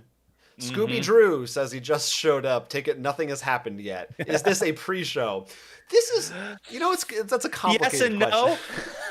This is a post-show, a mid-show, and now a pre-show. Yeah, it's whatever time you want it to be. We saw about 10, 15 minutes of show. They talked about some Star Wars stuff, and they talked about some KeyForge stuff, even some Arkham stuff. They covered a lot of ground considering how much time they had to do it in, but the stream just crashed too many times, and we are now waiting for them to upload the full thing on YouTube, which I'm being optimistic, and I'm gonna hope they get it up by 10 o'clock. So, and we're hoping to watch it, hang out, and take that in for a second. Although, Jonathan, yes, it would be I don't know how you do it, but maybe an interesting idea for a board game. Phoenix Wright. Yeah. Well, we played. There was a game on Kickstarter that we previewed called Lawyer Up. So, but remember, you got to go out and get evidence first. Yeah. No. Well, Phoenix Wright would also be a good candidate for the consulting detective style or Chronicles of Crime style. I mean, Chronicles of Crime really is it's just Phoenix Wright without the courtroom, right? You just need an expansion to add in a courtroom section, and I think that's what I would want from a Phoenix Wright game. Yview says Outer Rim is a bit underrated. Yeah. Yeah, I agree with that. Here we've got Beesdy Boom in the chat who says, and I quote, "Hi, I am Beesdy Boom." Hello. What more need be said? Oh, and he likes Minecraft games. Now, there is a Minecraft Ravensburger game, which I kind of liked. I just got the demo it. Yeah, it's kind of fun. And then there's also some crappy ones that you can find in, like, bargain I honestly don't bins. know any other ones besides that one. There's at least one that was like, it was just like in the Toys R Us aisle, you know? It wasn't a hobbyist game. Minecraft Builders and Biomes, Beasley says. Yeah, that's the game that we like. Give me... I need you to talk about something for 15 seconds. I'll be right back. 15 seconds? Yeah. All right. So let me tell a really embarrassing story about Jonathan, but no. Quick update. Let's just check in. They still hear nothing, which is that's quite a shame. But let's look. Yeah, Minecraft. So all good. No, in fact, a lot of the companies did, like, they're doing their own conventions outside of Gen Con. Portal Games happened earlier this month. Renegade, I think they did one a little bit earlier too, and might be doing one later in September if I'm recalling. I might be mixing it up. Cryptozoic did a couple. They're like, yeah, we'll just do it on our own time. I missed what you're talking about because I just came. Scooby Drew asked if other companies are doing live streams. Yes. Pre-recorded. Well, I can tell you that we're partnering a little bit with Czech Games, has stuff going on, and tomorrow we will at 5 o'clock. We're going to be on their channel as well as ours, streaming some Sanctum, which is a cool game. But so the reason that I left, by the way, I don't like to do this on camera too much, you know. Reveal your lizard person. But this is this is starting to look like an emergency. So I went and grabbed a monster that I had in my fridge, and I'm gonna drink it. I'm sorry, I'm gonna be drinking from this because if you went and got a drink, you need to cover me while I get a drink. It's fair game. I'm usually the one who's too weak for that. I'm gonna allow it, but it's been a long week and I'm starting to fade, and I need this to keep me going. If it's gonna be another God knows how long before this stream goes up, but we are committed at this point. We're locked in. It's good. Here we go. Nathan says Mass Effect is an LCG. Oh yeah, I could see that. Mass Effect has a lot of cool tactical stuff when you're sending people out, your squad, to do different things. There's some interesting stuff you could do with that, definitely. Questions about Maxim asks if they mentioned anything about Twilight Imperium. Didn't get to any Twilight Imperium, unfortunately. We got no word of it whatsoever, but I imagine if there is something, they would have been saving it for later on in the stream, is my guess. How late are we staying, Flying Penguin asks. You know, I'll put a cap on midnight. But if this thing goes up before 10:30, we'll stay on and we'll watch through it. I don't know. Depends how many of you are still hanging out with us. If you all decide to leave, we'll leave too. I have returned. Welcome back. What'd you get? I only got a Coke Zero because that has caffeine, and I have one Monster in that King of Yellow energy drink. So I gotta ration those. Yeah, I got this pretty much for Gen Con week. I figure tonight's gonna be our hardest night. Yeah, I was usually better being stocked on that, but yeah. By the way, we are not sponsored by Monster. Yeah, but if you want to sponsor us, yeah, we would. You know what? I'm gonna say this. I'd be down for it. Can we get? That's a new T-shirt. But Death Stranding. That's a game that's sponsored by Monster. That's true. It's really weird. You missed the talk about a Mass Effect LCG. What do you think about that? I mean, any of those games that have like huge lore, you probably can make some good LCGs with. Though, I think Mass Effect probably would lend itself better to a Imperial Assault or Descent clone.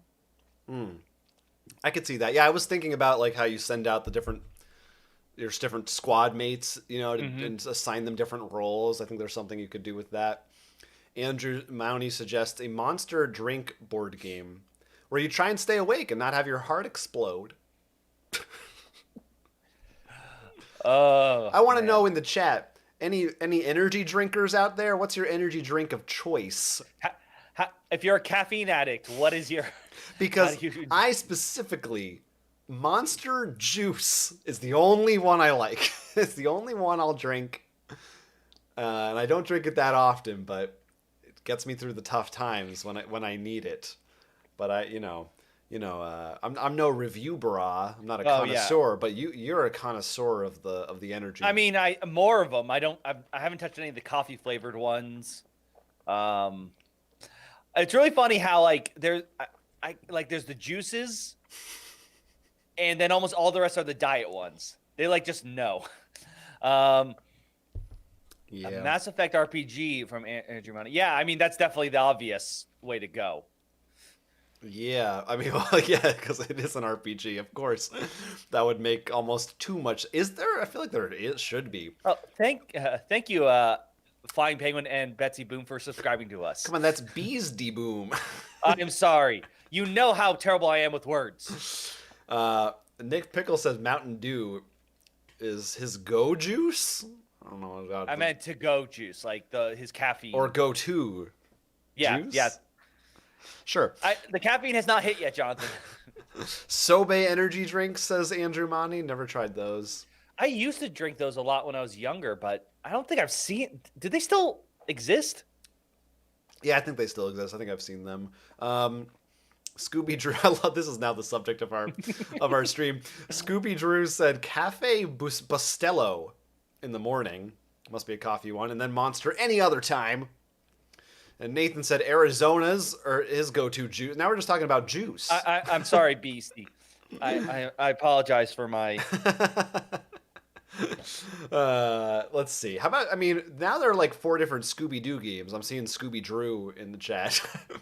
But I'm curious to try them out. A Mansions reskin. We did the Betrayal reskin. Seems like Mansions is the next logical choice. I would play it. Yeah, I would play it. I probably wouldn't. Well, I would probably try the other ones, but not really. I don't know. Andrew Mounty asked about the pronunciation now. Sobe. I don't know. I've never said it out loud before tonight. This is a world exclusive. You hearing me say that word. It's been so long since I've seen them, so it's sort of left my... It's Sobe, isn't it? So I don't think there's an accent mark. Maybe it's just Sobe. Well, Ben William wants to know if you think they're going to talk about anything Marvel Champions besides Rise of Red Skull. It's a good question. Definitely think, like the Android Netrunner, we said earlier on, they're here are some packs. Or at least even the when they do the outlines. Yeah. So you'd be like, oh, is that... I think you're right. They're definitely going to give us here's the next 3 or the next 6 heroes. But the question is, I don't know if they'll show us... It'd be cool if they showed us another big box. Oh, I think the smart move would be a small pack for Wolverine. The sort of just because, he's the mutant you can get separate. And then the big box would be the X-Men. Because cool. it just seems perfect for them to have their own box. But let's figure this out, because assuming that, I don't remember, is Rise of Red Skull the same amount of hero characters? I thought it was just 2. As the box? Well, is it only 2? No, I thought it was going to have 5, I don't know, I just assumed. People in the chat know more about this than... I'll pull it up, give me a second. Sure, but I was going to ask, what would be your... if there were 5 X-Men in that box, what are your 5 X-Men that you pick? All right, hold on. You tell me yours first while I'm reading over the... are we saying, oh yeah, Wolverine isn't in it? Is that a given or? Well, let's say that. Well, let's say Wolverine's out because he's an easy. Right. Because he would be one that could also. Well, not only too easy. He's one that goes on his own, so it makes sense for him to be in his own little pack. Oh, you were right. Ben Williams says just Hawkeye and Spider-Woman. Yeah, there are a bunch of villains though, Jonathan. Okay. Interesting. So they flipped it. You have 5 scenarios. So let's imagine, I would imagine if they made an X-Men box, they would have at least 4.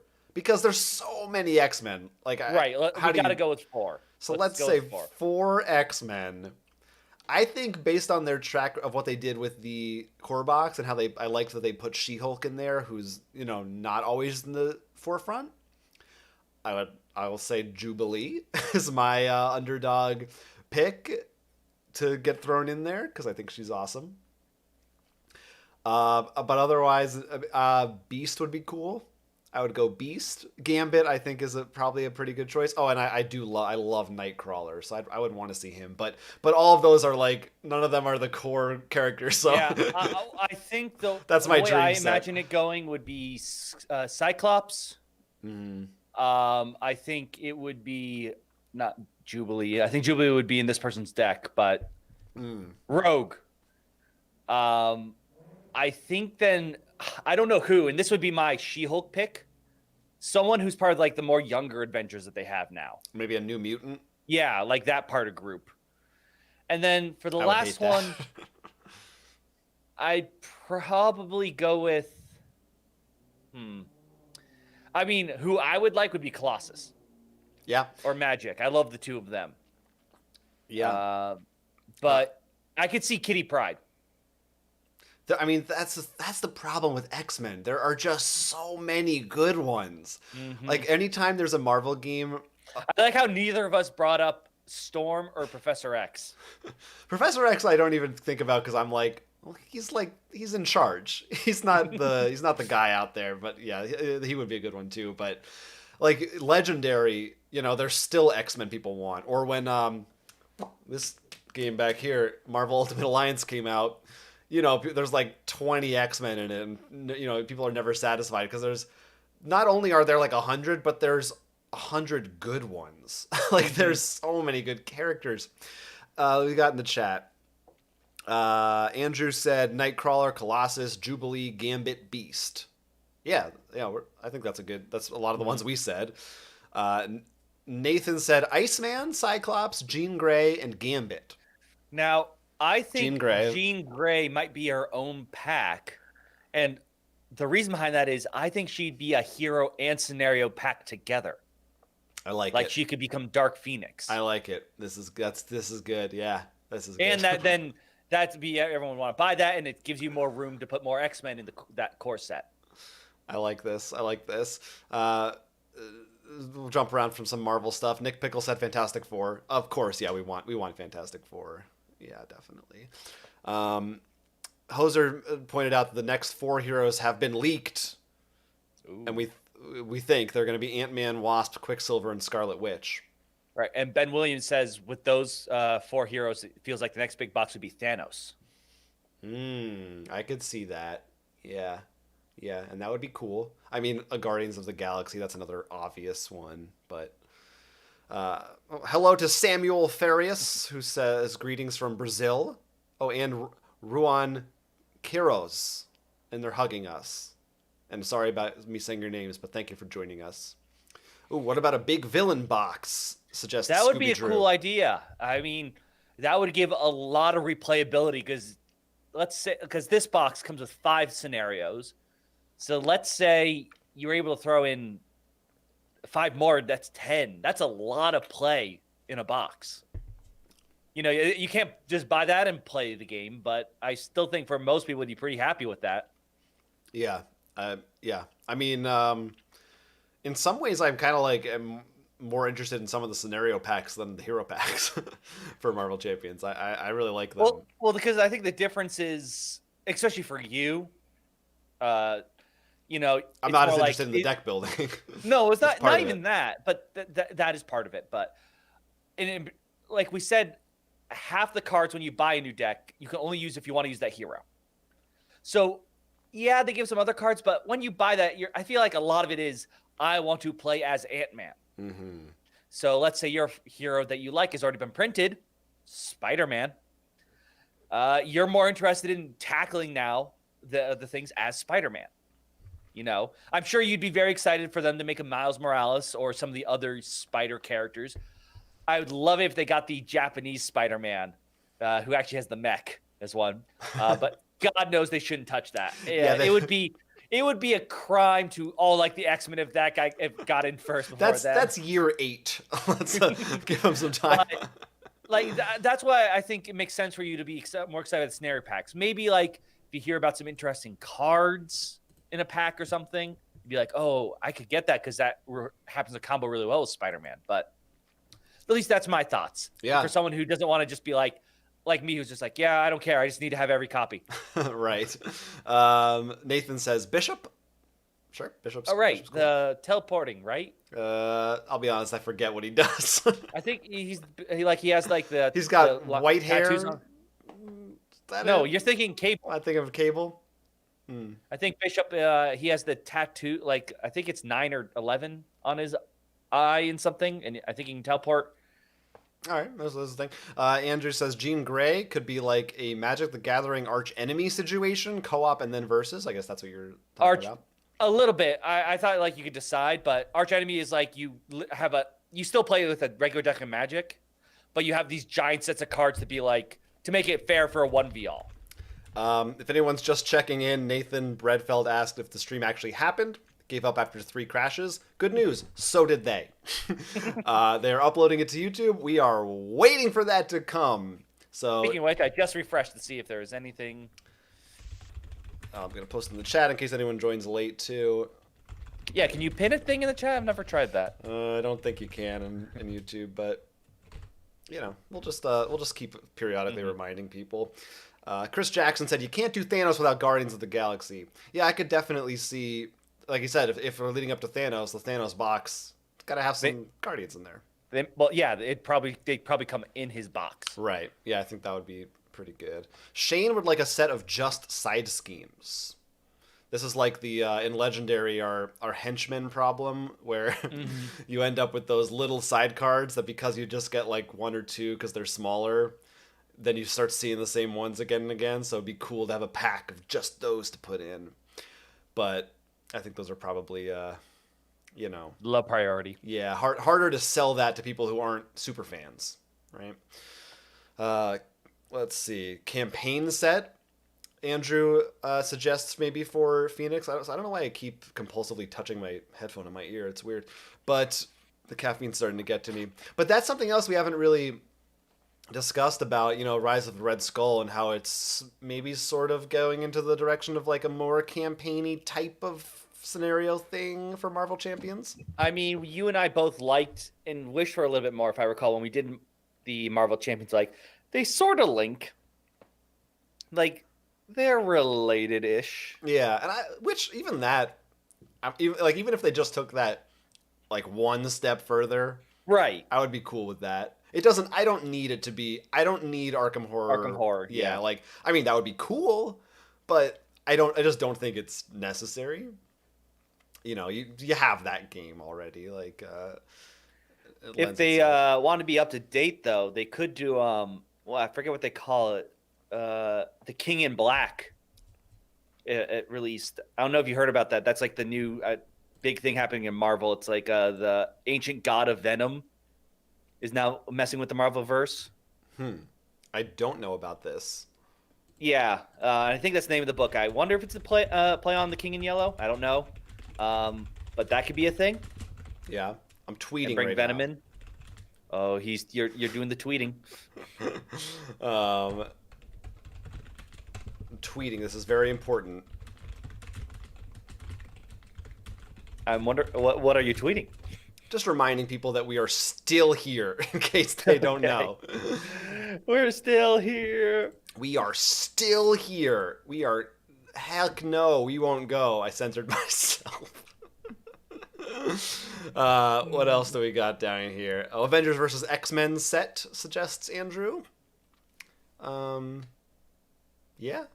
That would have to be a big one, though. I mean, we can't even fit all the X-Men we want into one set. Maybe if they already had that'd be kind of maybe not as cool if you had this character separate, but the set had the scenarios that would be used for them. Actually, no. What if they're like 2 box sets? One of them comes with X-Men heroes and like villain Avengers. The other one comes with hero Avengers and villainous X-Men. So it's like, which side of the war are you going to side with? That's cool. That would be cool. They should hire us. But they should crowdsource not crowdsource. I don't know. They should hire us. What else is going on in here? Scooby Drew was thinking about Hero Realms.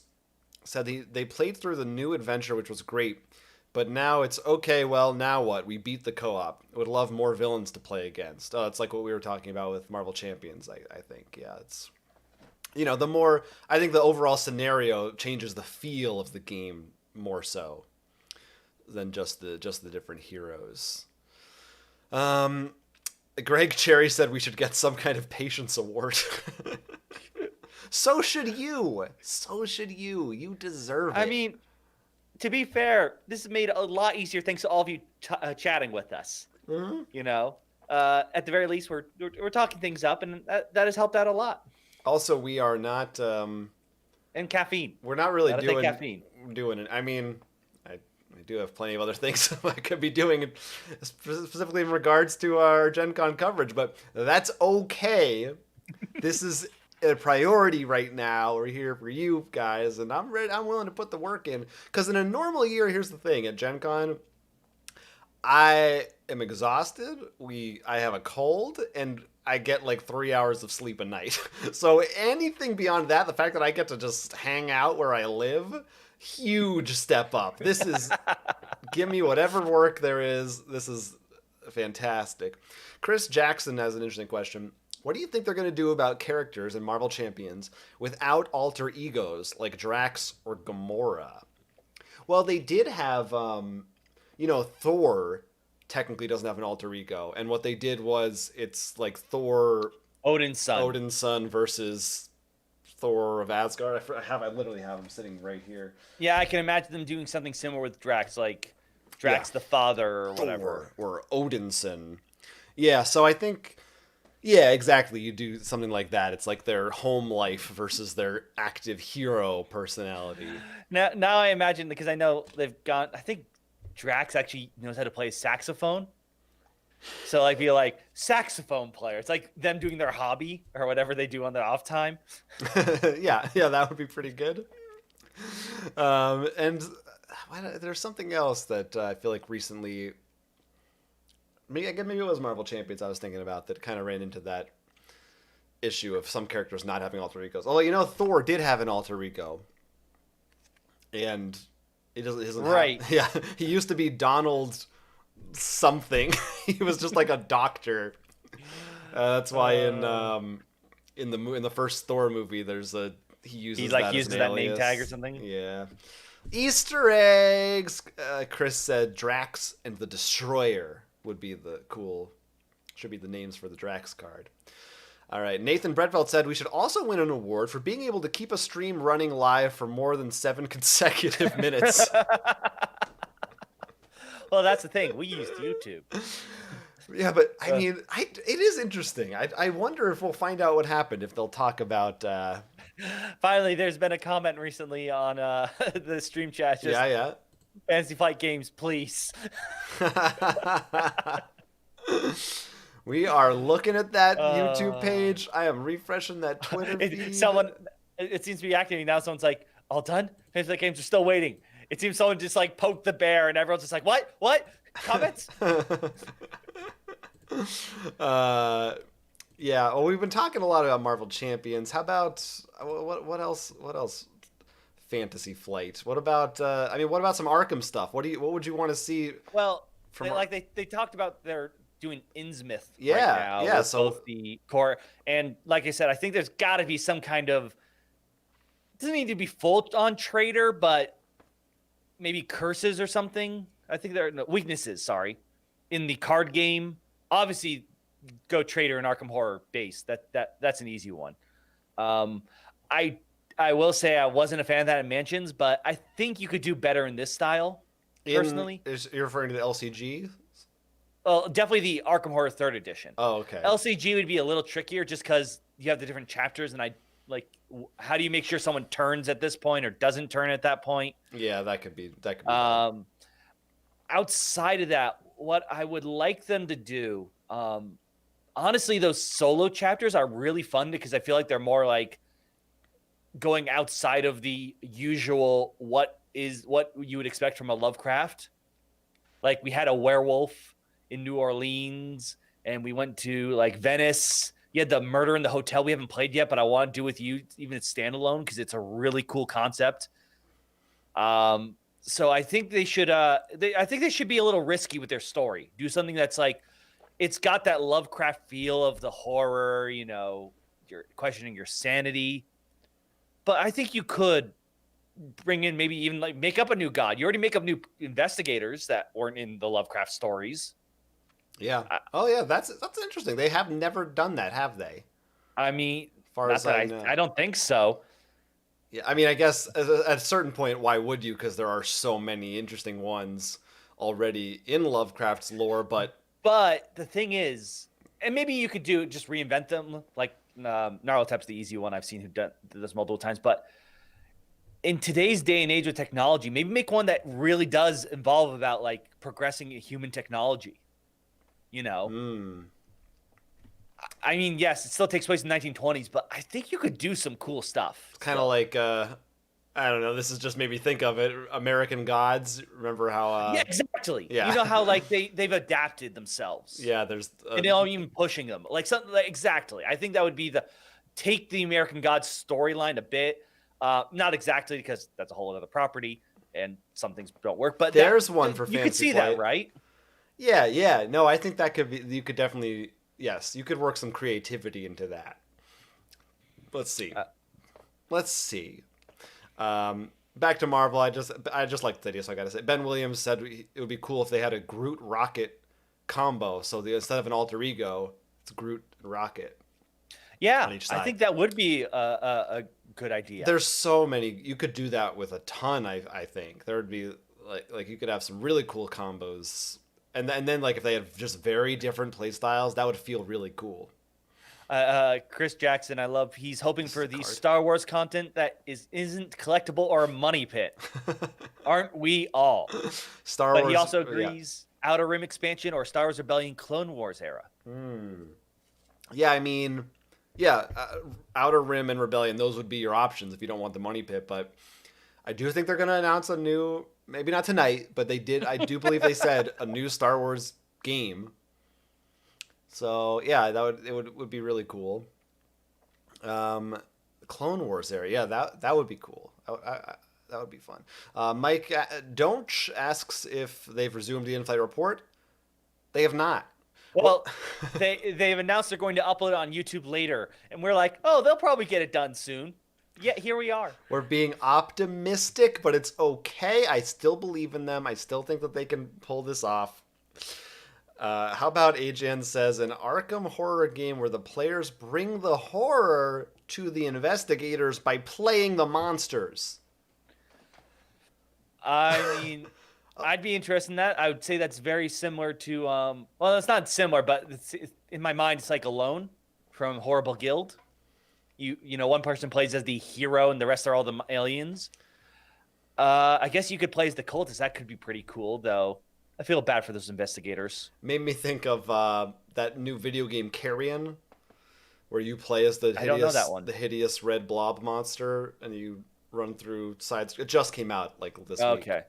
But I thought it looked really cool. It's on Switch and Steam. Yeah, Nathan is updating everybody. They're claiming they'll record it and post it on YouTube, which was about 90 minutes ago. Yeah. I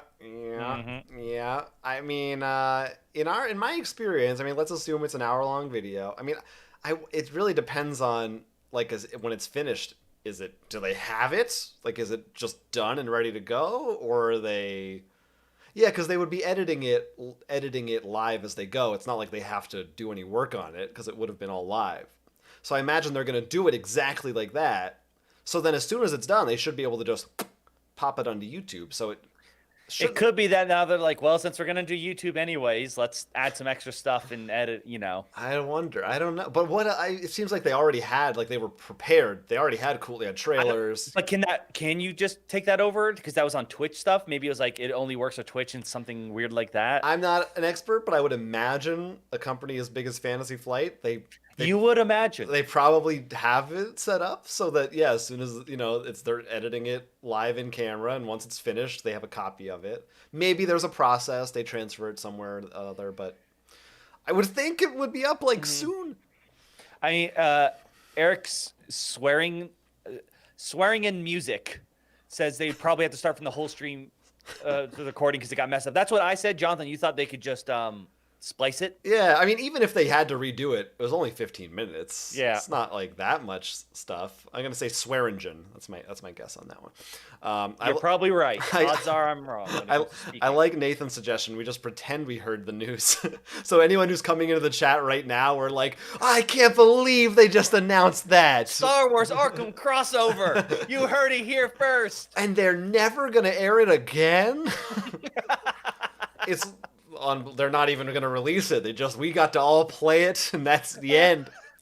What a crazy thing. We all played it together somehow. It was a print and play, then our copies disintegrated. Hollow Chronicle would love to see more competitive Arkham games like Fate of the Elder Gods, or a worker placement game where you build your own cult. What do you think about that? I mean, more Arkham games, right? That's what we need. Yeah. More Lovecraft. I have Cthulhu Wars, which scratches that itch very well. But the Arkham Files line is cool because then you get to see some of the more people there. I'm just curious, how would Fantasy Flight do competitive? I'm trying to think of their other games because that's what they tend to do. Was not Call of Cthulhu competitive? The original? It was. That one was. Okay, so there you go. Like you would, I guess.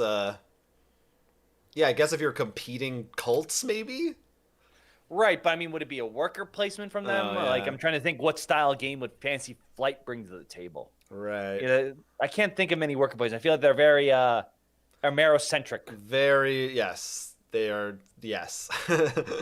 Definitely Ameritrash, like the epitome of it, which is why I love them. So, yeah, that would be interesting. Mike Donch, let me know how to pronounce your names. If you care enough to tell me, you can. Thinks a Marvel Champions Thanos expansion would be good with a 1 to 14 million chance of success. How about an expansion where you snap your fingers and you have to buy half the cards again? That's the new Legacy game. Yeah. Rip up half your cards, randomly choose them. Upcoming Fallout game is the first worker placement type game I can think of, says Hollow Chronicle. Oh, is that the which new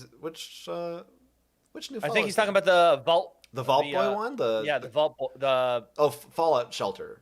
Yes, thank you. The one based in the app. For some reason I forgot that I felt like that came out already. I just forgot about it. I don't think it was announced. I'm pretty happy with it because I like the app was like, I get the system and it wasn't too bad. It's just it definitely had just enough of that predatory aspect that I know for me, I'm like, this is bad for me. So to me as a board game, I'm like, yeah, that's what I want. Yeah. One-time purchase. Yeah, it was. I downloaded it because it was on Switch, and it was free. Mm-hmm. Yes. So I was like, oh, a free game, and I'll put this on there. I never really played it though, so I can't comment on it. It's any of those like building like just the forts. There's a ton of them now. Now we did talk about one property they have that they could bring up, and that's XCOM. Yeah, and because they released a new story-centric version of XCOM. I forget what it's called. Like I think Chimera Squad. Oh, I don't know. Like they actually have named people, so maybe that they could use that. Is there there's one XCOM expansion? I think just one. Yes. Was there XCOM 2 stuff in that or no? No, it was all based on the expansion from the original XCOM. So I don't think they've touched XCOM 2. So I mean, yeah, they've got a whole world of stuff that they can add to that game. Yeah, and I would like to see because I mean, XCOM is a game that I loved, but then we just played it so much, and I feel like we've seen everything there is to see in that game, other than just punishing harder difficulties.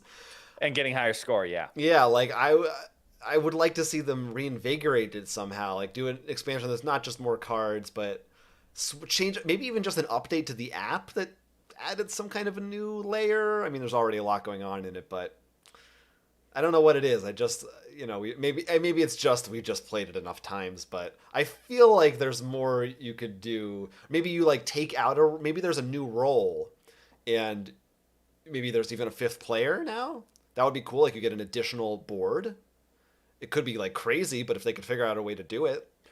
Yeah, well, what you might do is take out the sending missions area, and like you somehow have like a mini board and you move them around there. Like you actually have the XCOM missions going on. Yeah, I think that could be an interesting way to do it. Let's see. Nathan and Servants of the Dice Gods both have a terrible time winning in Marvel Champions. Our hearts go out to you. I've done all right for myself, although I've cheated a bunch. Meanwhile, Eric says, been going to the in-flight since 2013. And believe it or not, this one isn't even the worst one I've seen. Oh, it's because we're here. What's the worst one you've seen? Yeah, I want to know what the worst is. It was like, welcome to this in-flight. Today we're releasing Cthulhu. Just the actual Cthulhu. Yeah, that'd be pretty bad. Kind of awesome, though. That would really complete 2020, though, wouldn't it? He actually got pushed because of all the stuff that's been happening. He's very disappointed by that. Yeah, it was supposed to be his year. Yeah, that's too bad. Usually, we never get to go because at this time when they would be doing it, we're like in our hotel room. Yeah, we're busy and tired, and we're also like, wait, they announced what, when? They're holding it who, how? They used to just hold it like during the show, I think, like in the middle of the day sometimes, or in the morning, and then they moved it to the night. Whatever it was, we never were in the right place at the right time, and we never caught it until after the fact, and we'd have to be like, whoa, they announced what?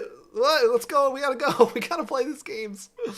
So I sort of am gonna miss that. I mean, Fantasy Flight really is, to me, the one company that always, there's always exciting new releases every year at Gen Con, but they're the ones that have the clout and usually the IP-based stuff and the budget that whatever they put out, that's going to be the hot thing that you gotta rush and play.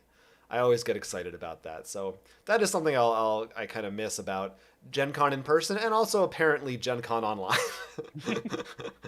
Something that I would like.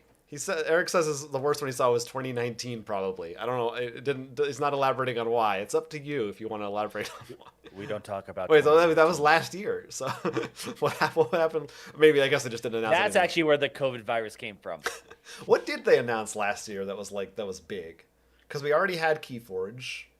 Wasn't it one of they announced the new set of KeyForge? Let me go look at. Wait, was that the Marvel stuff? Coverage from. Oh yeah, Marvel Champions was last year. And the Marvel Minis. Oh, the Crisis? Yeah, Crisis. Is it Crisis Protocol or just Crisis? Yeah. Oh, here Eric now says 2013 to 2015 ones were so hyped. X-Wing and Netrunner were at their peak. I think they were usually on Fridays around noon. Yeah. RIP Netrunner again. There's the pour some monster out for Netrunner. It's good. All right, let's see. We're 10:30. I was really thinking maybe now would be the time, but it doesn't look like it's the time. Yeah, they all went home, Jonathan. I'm willing to stick around for a little longer, but we might have to set an end point for this at some point. I think let's say 11. We'll see at 11. If there's nothing up by 11 o'clock, then you will have to wait for our impressions tomorrow. Because as you alluded to a little, Jonathan, we have a little bit of work to finish up on some stuff. There's more we can do because we want to give you guys more content. Mm-hmm. By the way, if you're interested in what that content is, at rollforcrit.com, you can find our full schedule of Gen Con Online coverage that's going to be coming out every day starting today and continuing through Sunday. It's insane how much stuff that we have for you guys to look at. It's like so much. In fact, here, I'm going to put it on the screen, and I'm gonna show you guys how much we have. Oh man, some of this stuff might be. We finally get to see something on our screen. Yeah, look at this. Look at all this stuff. So we already had. Be careful, this could kill the stream, Jonathan. Wednesday already happened. That's pretty much over. Tomorrow morning, we're talking to Stephen Bonacore. Unbelievable exclusive interview. We're talking to Max Seidman from Resonant. They've made some great games like Visitor in Blackwood Grove and Surrealist Dinner Party on Kickstarter now.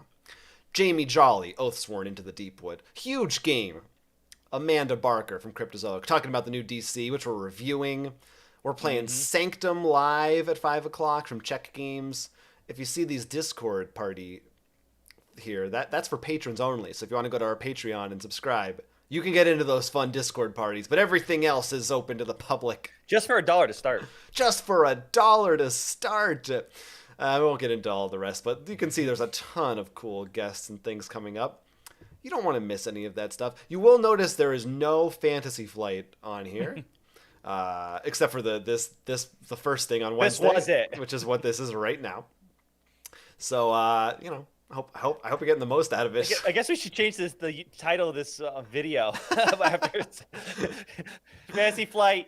Maybe talk about? Holochronicle posted, all caps, OMG, Aegis 2? That's right, my friend. We already streamed it. It's on our channel, and although we had technical difficulties, I still think it's well worth it if you can get through some of the hiccups. There is also an exclusive reveal then. Yes, of a new Aegis-themed spin-off game. So if you're interested in that, go check out our channel. We streamed it with the creator of the game, so it's awesome. It looks really very, very exciting. So there's a lot of stuff going on. We really have so much planned for you guys. And I've been really pacing myself with this monster. Partially because I'm afraid of slurping and gulping on into the microphone. I think that will mortify people. I have not cared at all. I'm just like, I'm done. They know I'm a slob. You guys want to play Dark Stories? If anyone in the chat is interested in a game of Dark Stories, we will keep it going. All right. Oh boy. I got something for you, Jonathan. What do you got for me? I'll be right back. Oh, all right. Bye. Devin Ott said Doctor Strange is broken. I've heard that. It's interesting because, Marvel Champions is a co-op game, so it's interesting to hear what people think about the balance and how strong characters are and whether or not that matters as much in other games. I didn't hear what you said. What? Talking about Doctor Strange and how powerful he is in Marvel Champions. Is he out yet? I don't know. Yes. I wait for you to update me at this point. I think so. I don't have. While we're waiting, I do have out of our shells, so we can do some icebreaker questions, and other people can answer them. All right, here we go. Out of Our Shells is a game from the creator of Toe Jam and Earl, a classic video game. It is not available in retail release just yet, but we've got a preview copy here, and we are gonna. So I do have one question, Jonathan. Ask some do you questions. want to do the cat and rat, which do you rather, or just I give you a question, you answer? What do you think would be better? Let's do. I don't know. We'll go with the question. I like them both. They're a bit more open. They're more open-ended. So, all right, you ready, Jonathan? I'm ready. Suppose you saw a UFO land one night just over the hill, and you were with a friend. What would you suggest to your friend to do, and why? Well, hold on. In this scenario, I guess I'm outside. Yes. I'm hanging out with a buddy. Yep. We see a UFO land over a hill. Yes. Now, is it like a flying saucer? We'll see. I presume that's what UFO means. Well, because that could just mean, there's like a light. Like we might not see it up close. Like maybe I'm not sure what it is. Or am I like, that's an alien ship for sure? I'm gonna say it's unidentified, so it's not something you recognize, and it flies behind the hill and makes a noise of some sort, so that it landed. It wasn't like just went behind the mountain or something. Yeah, I'm going up there. I'm hiding. If there's trees, if I think I can go over there and sneak up and look. The question is, what would you suggest to your friend that you do? That's what I would suggest, is that we go in for a closer look. I want to see it. Bubba J says he's not seeing the Aegis 2 on our YouTube page. Check you might have to look under live. It's like sometimes the live videos go into some weird places. But if you go to our main channel, if you just go to Yeah, if you just go to youtube.com/rollforcrit, scroll to the bottom, there's a playlist of live streams. You should see it, and in fact, I'll post a link in the chat right now in case you can't see it. So here you go. That is very odd. YouTube does weird. Sometimes they take like a day. Sometimes they don't show up in the normal videos. They're a little strange with their live streams sometime. Eric Swearingen wants us to request a spot on the Joe Rogan podcast.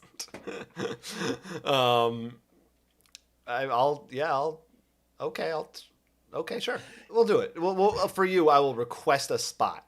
I don't think it's gonna work out. And let us know in the chat, by the way. What do you if you have any more questions or thoughts about Fantasy Flight, Gen Con, board games, or reactions to these questions? What would you do about a UFO? I'd go in for a closer look. I'm not gonna. Yeah, I'm a sucker. I'm a sucker. I'd agree with you. I guess I'm the friend in this situation. Yeah, I guess. Good night, Greg. Someone going to bed? Greg's going to bed.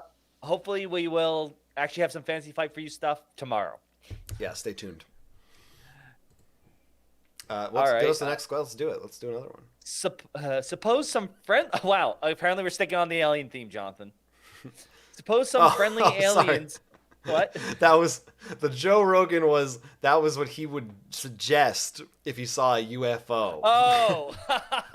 He didn't just want us to go on Joe Rogan's podcast. He's like, no, dude. Got it. I got it now. All right. Good. Oh, got it. Yeah. Suppose some friendly aliens, I guess these are the ones in the UFO, offer you a chance to go with them for 3 years to see the universe. They also promise to return you safely. Oh, we did this You'd be allowed 1 day for goodbyes. Would you go? Yeah, I would. I think I would ultimately have to do it. I think right now, yeah. I mean, truly, it would be very difficult because I do think 3 years is a long time. And the way things are going, you might come back and, I don't know, my friends and family might be dead. But I would not pass up that. That's an opportunity that you don't get.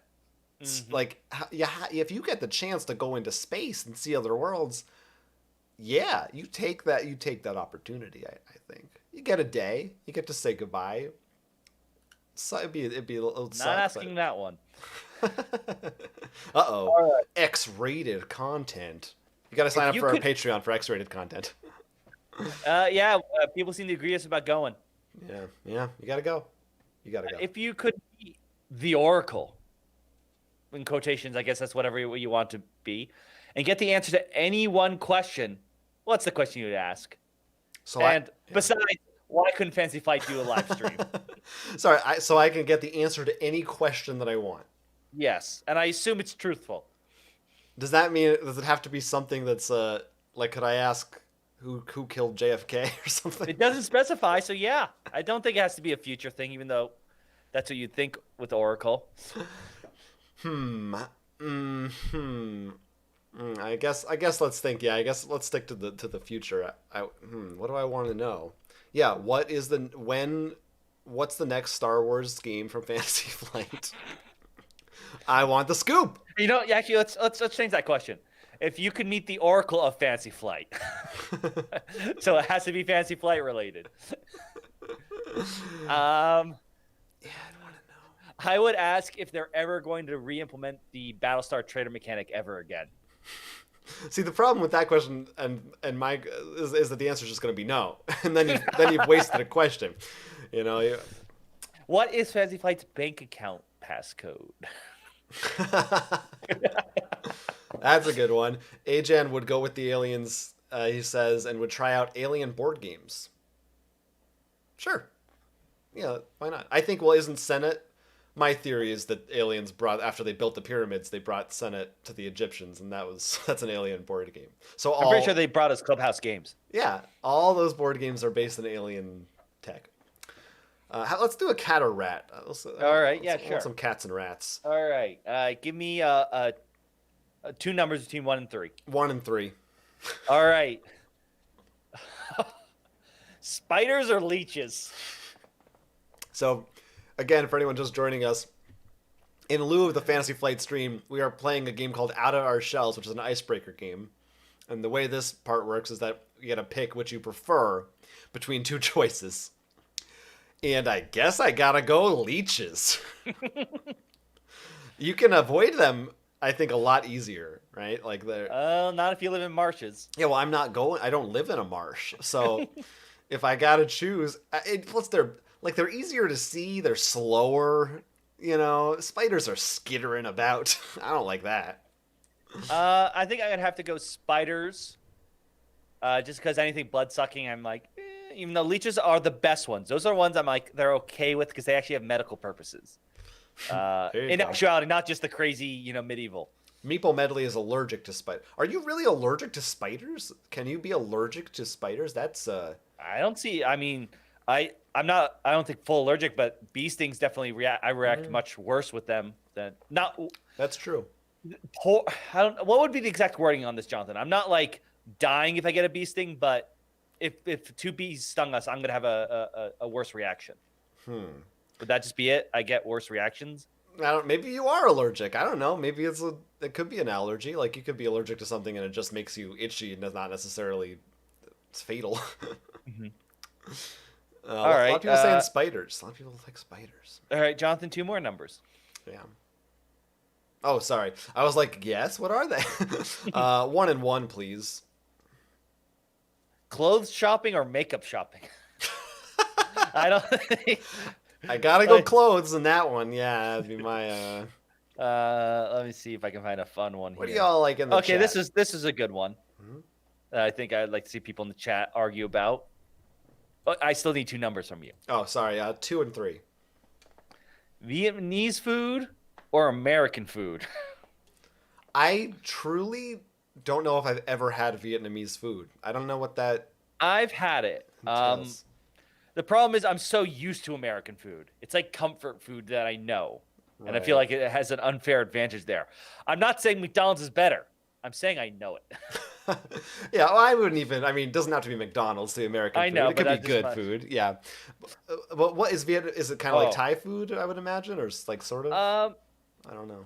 It's more broth, I think, when the Thai was, at least that what I think of or what I had. Interesting. But this is a good one, Jonathan. I'll do it with you. Give me 2 numbers, and this one's a bit more thematic. Give me 2 threes, please. Oh, pho. Oh yeah, pho. I know about pho. That's the Vietnamese, the soupy pho. Yeah, okay, all right. Battleship or Clue? I found the board game. Oh, you found a board game one. Was this a board game battle? I mean, it just became one. That's what we should have done while we were waiting. Should have done a Fantasy Flight exclusive board game battle. Yeah, next time. I mean, Clue, but I mean, yes, Clue. Battleship, I have a nostalgia for. Like, I had fun, but Clue is more interesting. It's much closer to a hobbyist board game than Battleship is, right? I guess Battleship is has kind of a purity to it. It's very straightforward. The rules are very easy to pick up on, whereas Clue can be a little bit dumb, I guess, in how it works, but it's certainly more the genre I'm interested in. I actually think Clue is kind of okay-ish as far as those games go. For Cody Davis in the chat, what we're doing is we're waiting to see if Fantasy Fight will announce anything. They were going to do a live stream a while ago. They had some errors, so they said they're going to upload it to YouTube instead. Yes. We're waiting.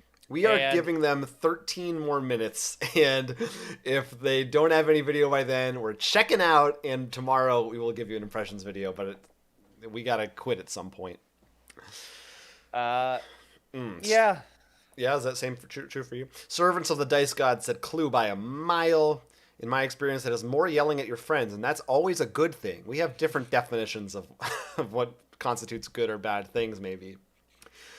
Arthur Mensing said, finding the 2 pieces ship, nothing better. I believe that's the destroyer. Can you name all the battleship? Oh, it's not? The sub is a 3. The destroyer, I think, is the 4. The carrier is 5. There's another 3. There's the cruiser. Isn't there a cruiser? I thought it was maybe the cruiser's the other 3. I think the 2 is like the tugboat or like something very. I think it's the destroyer. All right, hold on. Everyone in the chat, please let us know. Please let us know what are the ships in Battleship. I know there's I don't know. Maybe the little one's the cruiser. I'm trying to look it up. It's just telling me the list of actual battleships. Now, how about this? This? I got it. All right, Jonathan. Yeah. I have the 5 ships. What do you think they are? Where I think mostly what you said.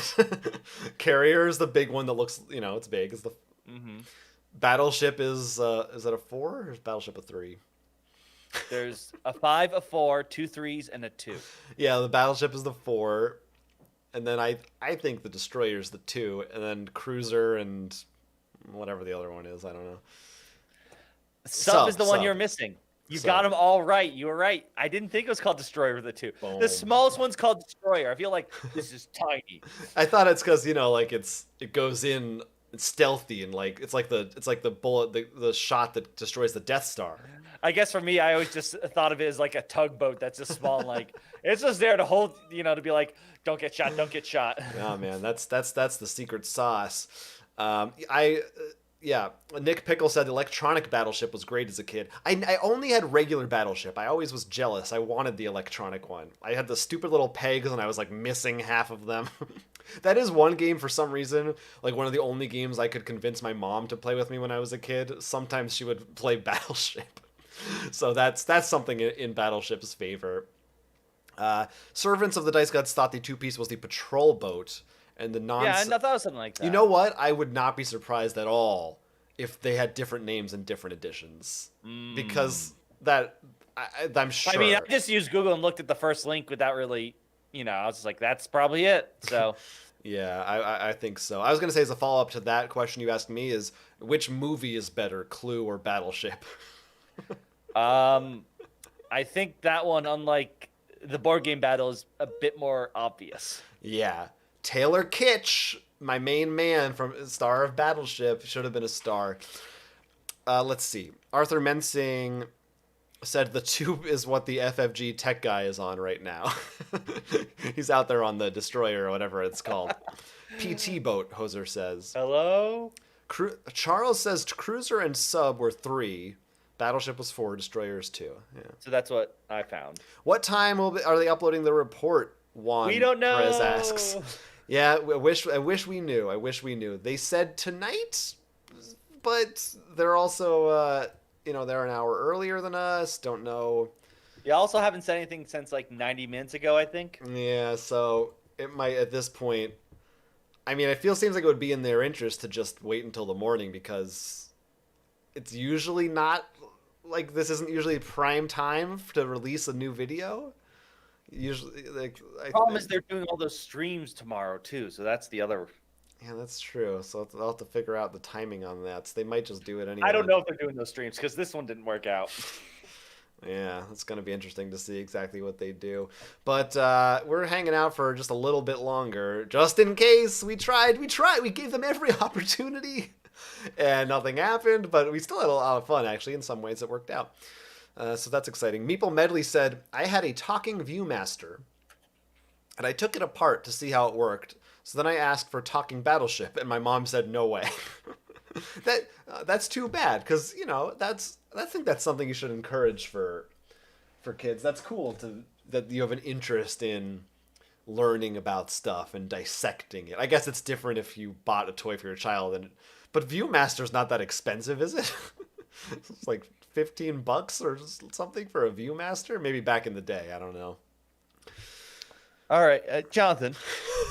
Arthur also says he thinks that we need an endorsement deal for this energy drink.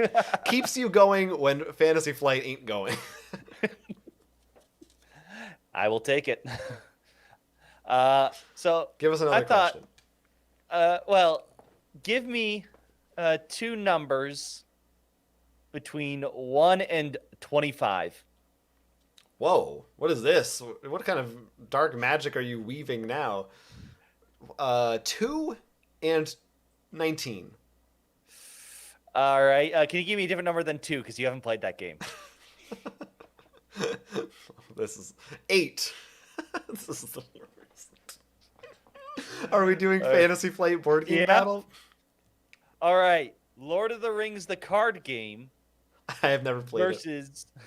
You haven't played that? I have never played it. Only you, and like 5,000 times, and I'm never there when you play All right, it. I'm gonna just go up one. The Game of Thrones board game, second edition, Yeah, okay. versus Eldritch Horror. Eldritch. I mean, yeah, I think both of us will pick Eldritch Horror for that one. I do want to play that Game of Thrones one. We finally played it, and it was very interesting, but I do think I need to play it again. I want to try with different people to see how different people react with that kind of game. Yeah, no, it's cool, but if my choice is a very thematic co-op game with mysteries versus still thematic but very much an area control combat game, that's just I just am more inclined to be into the other kind of game. Yeah, and I got to say in that one, you did a pretty good job considering you were pretty much placed between two people and really unfair some of those fights, I recall. I remember you're like, this is great as long as I can go in here and people help, like someone helps me take out this guy. No, they didn't help you. Yeah, I didn't do that great last time we got to play that. You could have. It was. I think that's the thing. I thought you put up a good fight. You were the Kraken. The Greyjoys. Greyjoys, thank you. Yeah, I liked them. Juan says it's 5 a.m. in Spain. It said in Spanish, but I assume in Spain, wherever you are. And I need Fantasy Flight dope to sleep. Well, you can just pretend that they announced the Arkham Horror Star Wars / not King Domino. KeyForge? KeyForge crossover. Thank you. Yeah. They've announced that they're adding them to KeyForge. How many disappointed people do you think right now have just Googled, Fantasy Flight Report and they see our video? They're like, oh, let's watch the reactions. That's everybody coming in right now. Oh, I'm so sorry. There ain't one. Sorry about that. Well, at least 2 people thought that way, judging by the dislikes. All right, we got another. We got any more? What else? Give me some more numbers. Let's pit some more Fantasy Flight. Pit some more numbers. All right, I'm gonna go over one page. So same thing. Just give me 2 numbers, and if you haven't played, I'm just gonna move down until you've played one. Yeah, you got it. Oh, sorry, numbers. Sorry. I'm like, go ahead. 4 and 5. All right. 1, 2, 3, 4. Good evening, Pacey, and you're probably going to see us leave soon, but it's nice to have you here. Oh, all right. Arkham Horror 2nd Edition versus Star Wars Outer Rim. I mean, my instinct is to say Outer Rim, but I'm not 100% on that. Honestly, for me, I think it's like the Top Gear meme I've seen. Like, I think Outer Rim's technically better because it's actually like it's a board game, and I think it's designed to be a board game. Arkham Horror 2nd Edition, like this should be a video game, but I like it more. Yeah, it's just that at this point, if I'm sitting down. 9 times out of 10, if I'm choosing which one to play, I'm gonna choose Outer Rim. I'm gonna go Arkham, but for reasons. Now, Nathan says he thought of Cuphead as a board game. Huh? I don't know. Is he talking like? I could see that making that one or like. Yeah, I could see that. That would be interesting. They're making that Cuphead cartoon, which I'm kind of excited to watch on Netflix. I didn't hear about that. Yeah, it's good. It's the style of the old school cartoons, just like the game, but it's. Is it a Netflix thing or? Yep, Hulu? Netflix. Yeah. At this point, it's not about like Cartoon Network or Fox. It's like Netflix, Hulu, or Disney Plus. Yeah, but I don't know. I wonder what kind of game it would be, because you could do a lot. Probably maybe some kind of a card game. Yeah, like how do you get that bullet hell light aspect? Really, it's the like boss battle thing I'm thinking of. Like, what's the kind of a game where you kind of go in and you can set up? You would have a scenario. Well, the Dark Souls board game. Remember how they actually had the boss fights with the decks you had to memorize that we actually liked a lot. But we just didn't like getting there. I think, but Cuphead doesn't really have that positioning kind of aspect to it. I'm thinking something like Bullet, where they move. Well, I think that thing would move down the slide and be like, you flip a card, he's firing a bullet up here and here or something. Yeah, it's more like a puzzle game where you're trying to react as new pieces or cards come out, and definitely co-op, and you're working together. That could be pretty cool. Meeple Medley asked how we feel about the Mansions of Madness Scooby-Doo edition. We actually, yeah, we said that they should do that. So yeah, I mean, yeah, it'd be a lot of fun, and kind of cool because Mansions of Madness is not a game you can really play with kids. So it would be cool if they made like a family-friendly gateway mansions, which maybe you could argue that's what Betrayal might be. Oh, we might have flickered for a second. I'm not sure. I think it says we're still live. Oh, no. No, there was some... Oh, no, we're having... Now Fantasy Flight is having the same problems. Oh, no. I think we're back. I think we're good. I saw it just jump. There was a hiccup. There was a hiccup from OBS over here, but if everyone can see and hear us, let us... I think that's a sign that we're pushing our luck. Yeah, it is 11. Yeah, unfortunately, it's not here. We'll get a few more chats. Hi to Christian Mora in the chat. Good to see you. Funky Sai said, "Go to Pub Meeple and start ranking." I don't know what that is. Is that a thing? Is that a ranking thing? Should we be using that? We gotta take a look now. And said, you can load your Board Game Geek list or start comparing games. Is there a system in place for our board game battles that we didn't know about that we've been? Oh my God. Making on our own? Yeah, there was a hiccup for a sec. Everyone's confirming that we're okay. It is the curse of Fantasy Flight, says Daryl. Yeah, and maybe that was like them trying to upload it and shaking the internet with Fantasy Flight-sized tremors. But yeah, at this point, we're calling it quits.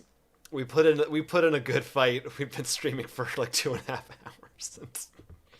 It just didn't happen. So we will come back with we promise we'll come back with more impressions. If you guys want to see more of us, please look at this whole schedule we've got. You can go to rollforcrit.com to see it again later. We have a ton of stuff coming out, including live stuff. So if you had fun with this live chat, and somewhere on here, I guess, will also be another Fantasy Flight video. Well, that'll be a new addition. And so look out for that for sure. And in addition, I want to thank our patrons who are on Patreon. Who, they're here. I can put a. Nah, it's too hard. It's just too hard, guys. I don't have any images set up for that, but we love our patrons. Mm-hmm. In addition, I want to thank everyone who's still watching. And sorry that we couldn't actually give you that Fantasy Flight news of the Star Wars Arkham crossover that we know that they're going to announce. We just need to hear them say it. Wait. Hold on. What? Hold on. Oh, hold on. Well, oh, don't tell me. Well, they didn't just upload. They didn't upload. They did upload a video. Fantasy Flight has uploaded a video titled "Star Wars Armada: Begun the Clone War Has." So the minute-long trailer, which they aired as part of the presentation, which we did see, is now on YouTube as a separate video. God damn it, Fantasy Flight. Is this revenge for sending spies to mess with the Earth thing? So that's interesting. That's an interesting development. I'm not sure what's happening. I just refreshed the page and I don't see it now. I'm still watching it. I have it on my screen right now. So did they? Oh, now I see it again. It must have just been a thing. It's up there. Here, I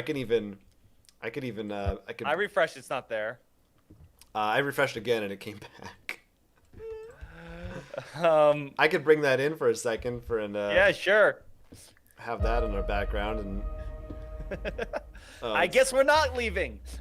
Yeah, I can. Oh well, we're on top of it, so I have to make us smaller. But I mean, we did see this. We did see this previously. We'll close off with this. A quick taste. Yeah, sure. Yeah, so this was the exciting new Armada set, as you can see from my video that I did not crop for this screen, so it's slightly off center. I'm reading the comments.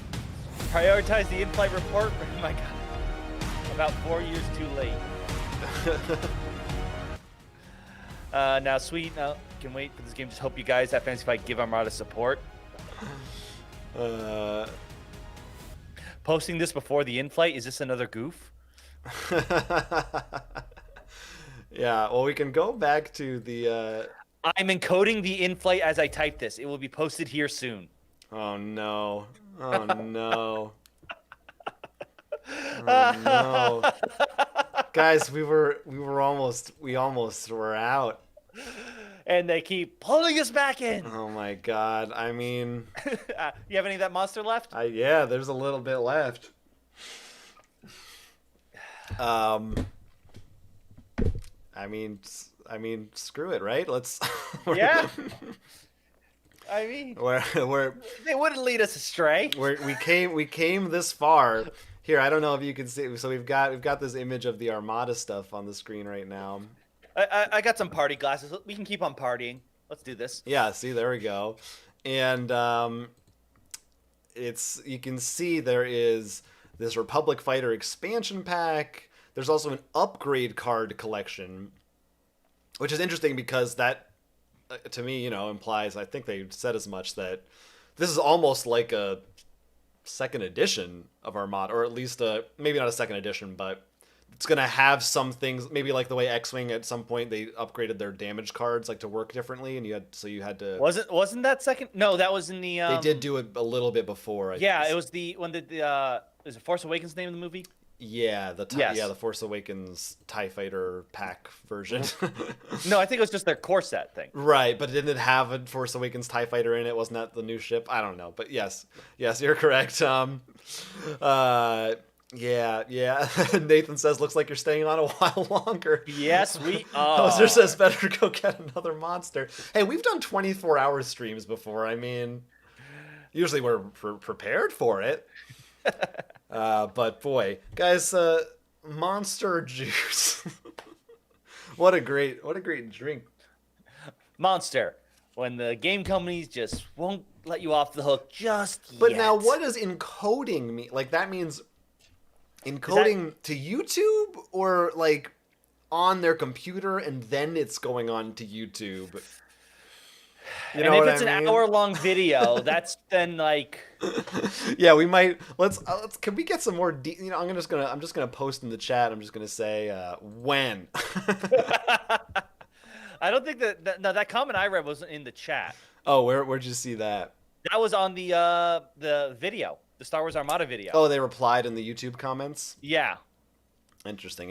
Well, people can see me scrolling through the YouTube comments now. This is the content of our streams. I hope you guys are having fun. Lots going on here. Thanks for the quick turnaround. I don't know about that. I mean, is it quick in terms of in the universe? Yes. Quick in terms of our attention span? Not really. Well, is encoding and will be posted to YouTube shortly. Shortly. So they will be moving forward with their original 2020 plan. So it sounds like they're not making any changes to their scheduling. Let's watch the trailer again. I mean, this is it's the only thing we have right now to talk about. We've got. I do like the Vulture ships. That was one thing I really love the design of from the prequel trilogy. I like the music they got going in here. So we've got. Or what I should do is, let's. I'm gonna share this with you.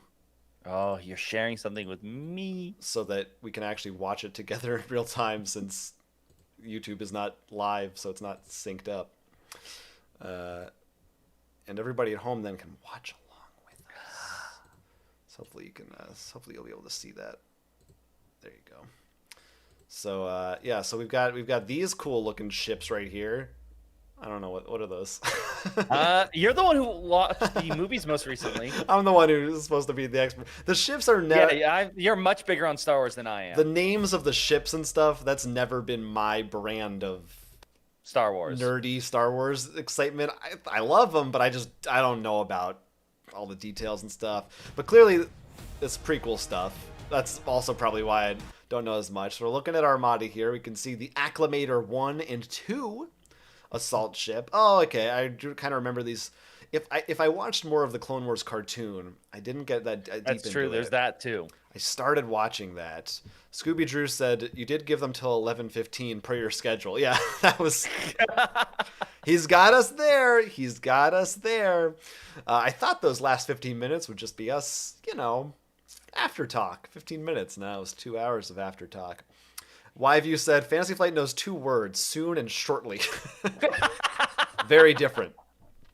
And Meeple Medley loves Star Wars, but never went down the Armada rabbit hole. Neither did we, but we did play the starter set. Maybe we had a couple of extra ships. And I don't remember the extra ships. I know we played Arm. Well, wait. Terrible, but we are getting a couple of... hiccups? Yeah, we got another hiccup here. So it seems like we're getting them, but we're not being disconnected. It's coming back in for after a second, so bear with us, and hopefully that won't happen anymore. I think it's just my computer why are you still doing this? For the Fantasy Flight game video to show up, another must fall. Yeah, we have to be sacrificed. You shall be the sacrifice for Fantasy Flight, the greatest board game elder god. So anyway, but I really liked Armada. I feel like in some ways I liked it even more than X-Wing, but it didn't seem like it ever took off. But I guess they're doing more stuff for it, so maybe they're trying to give it a second life. Yeah, a second life. Maybe they'll make a Second Life board game. We got these cool looking things here. The Consular class Charger, C-70, of course. Of course. Armed cruiser over there. Yeah, they've got some stats. There's the Vulture you liked. Yeah. I just thought, and I liked how they could walk. Oh yeah. Yeah, that's kind of neat. So since those are droids, do they not have a pilot? Good question. Are there droid pilots? I can't remember if you used pilots in Armada. I can't remember either, but you do have much bigger ships, so it may not work that way. Daryl said, I like Armada a lot more than X-Wing, and said, y'all getting drunk, that's your second hiccup. I wish. I wish. I had a little drink earlier during our party. I'd be asleep if I was drinking right now. All right, how about this? V-19 Torrent Squadron. And it's like a B-Wing, but before. And the Delta 7 Aether Sprite. Cool. Cool. Maybe I don't know, but I guess people if maybe even the cartoon people are big fans of these ships, but is anyone yes, the Aether Flight Squadron, is this, I think people are excited. I think it's more of, yay, Armada support. Yeah, I think that is. And I will say it's probably nice that, because I won't say that I love the prequel movies. I know some people have become more warm to them in years, but I think there's still some good ideas, and concepts. So that just because, they could still use them in the games. Yeah, no, yeah, for sure. And they have, to their credit, they've done it. They've done a lot of it. But it's only more recently. I remember a lot of times we're like, why aren't they using... But I think since... once I feel like once Force Awakens came out and they were now there's new movies, I feel like that opened them up.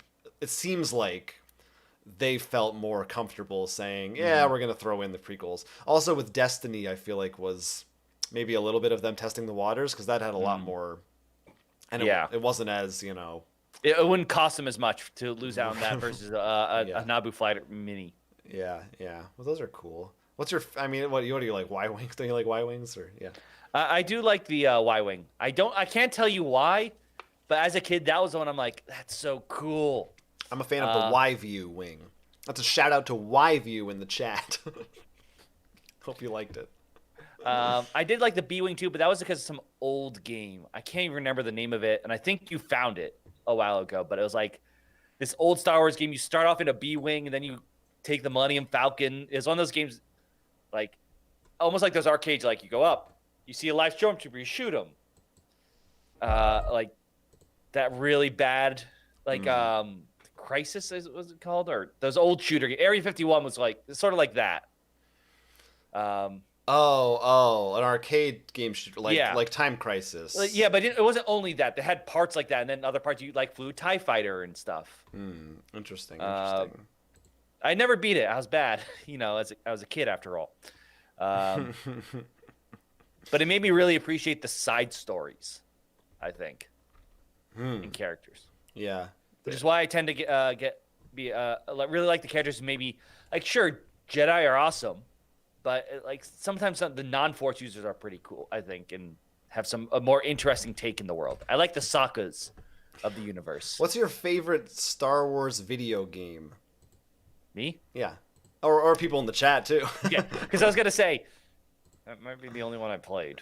You must have, some of them must have crossed your path. What about, let's see, let's go down. Rogue Prepare to be disappointed. Rogue Squadron, or, any of those, like Battlefront, any of the ship battle style games, Rogue Squadron, Rogue Leader, those, I never played any of those. Are you shaking your head because I can't see you? Yeah, sorry, no, I am shaking my head. That was a no. Okay. Shadows of the Empire, or Jedi Knight 1 or 2? Nope. What about... I'm not counting Soul Calibur. I did play that where they appeared. Force Unleashed? Is that what it was called? Yeah. No, I did not play Force Unleashed. What about... Or the new PS4 one. What about the Bounty Hunter, Jango Fett Bounty Hunter? Nope. I never played any of them. Man, what about Yoda Stories? I don't even know what that is. That was like a weird kids game from back in the day. I did play one of the Lego versions. Oh, Lego Star Wars. I love Lego Star Wars. They're making a new version of it with like all 9 movies in it that I think will be cool. There should be a Lego board game. There is. I have it. Like Fantasy Flight should do it. God, I love Fantasy Flight. I just think they should do everything. Well, if Asmodee can have their way, they'll own everything.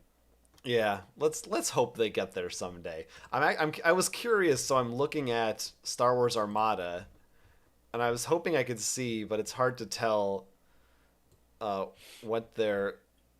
I wanted to see, like, it looks like the last Star Wars Armada expansion was released in January, maybe? Maybe. Yeah, but, January. So it has been... Jared Orlando says, we're the last stream standing. Drive-through reviews gave up. Rob's gaming table goes down. Krabbuck, no love for FFG. Yeah. Yep, we're the only idiots left. Oh boy. We were, and if it was like a minute earlier, we were gonna go. We were about to, yeah. Then we saw, we're just like, oh, we got some good answers. Let's see. Some people giving love to Pod Racer. I want to buy they ported it to Switch. I feel like that should have been one I played, because I mean it makes sense as a game. I love that. There's also, I had one for Game Boy Color, which was one of like 3, I think, Game Boy games that had a rumble pack in it. So it had like a big battery at the top and it bulged out and vibrated. The 2 games I remember that had that were pinball games. I had Pokemon Pinball, Kirby, and Pokemon. I think I had a Mickey Racing. Did that have that? There was a Mickey Racing game. Let's see. YView said, "Oh, the old SNES games or Old Republic. You ever played Knights of the Old Republic? Forgot about those." No, I can't remember playing any Star Wars outside of that. You would love those games. I mean, Super Star Wars on the Super Nintendo. I never had a Super Nintendo. I love those games. No, I didn't even play those until they were on the Wii Virtual Console. But man, they're fun. They're like stupid difficult. There's just something fun about them. Well, it's nice on the virtual consoles because you could like freeze the frame and stuff, and you also don't have to worry about your console getting turned off or something.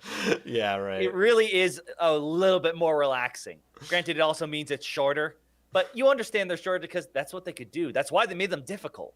Yeah, but also the fun thing about those games is they're like side-scrolling platformer shooter games, but they play it fast and loose with the lore. So the first level, you're Luke Skywalker just running through Tatooine, just murdering all these creatures. Like, this wait didn't a happen. minute. I just had flashes. I think I had a Game Boy game like that. Could be. Maybe they had a version of it on Game Boy. I don't know. D. Brian Grothouse says, I'm only here because I wanted to watch something live. We're it. We're it right now. This is what you got. I think, Star Wars, there's a 91 game that looks like might have been on Game Boy. I'm going to see. Sounds like the right time I remember frame. this stupid, like, jumping as Luke and having this life bar.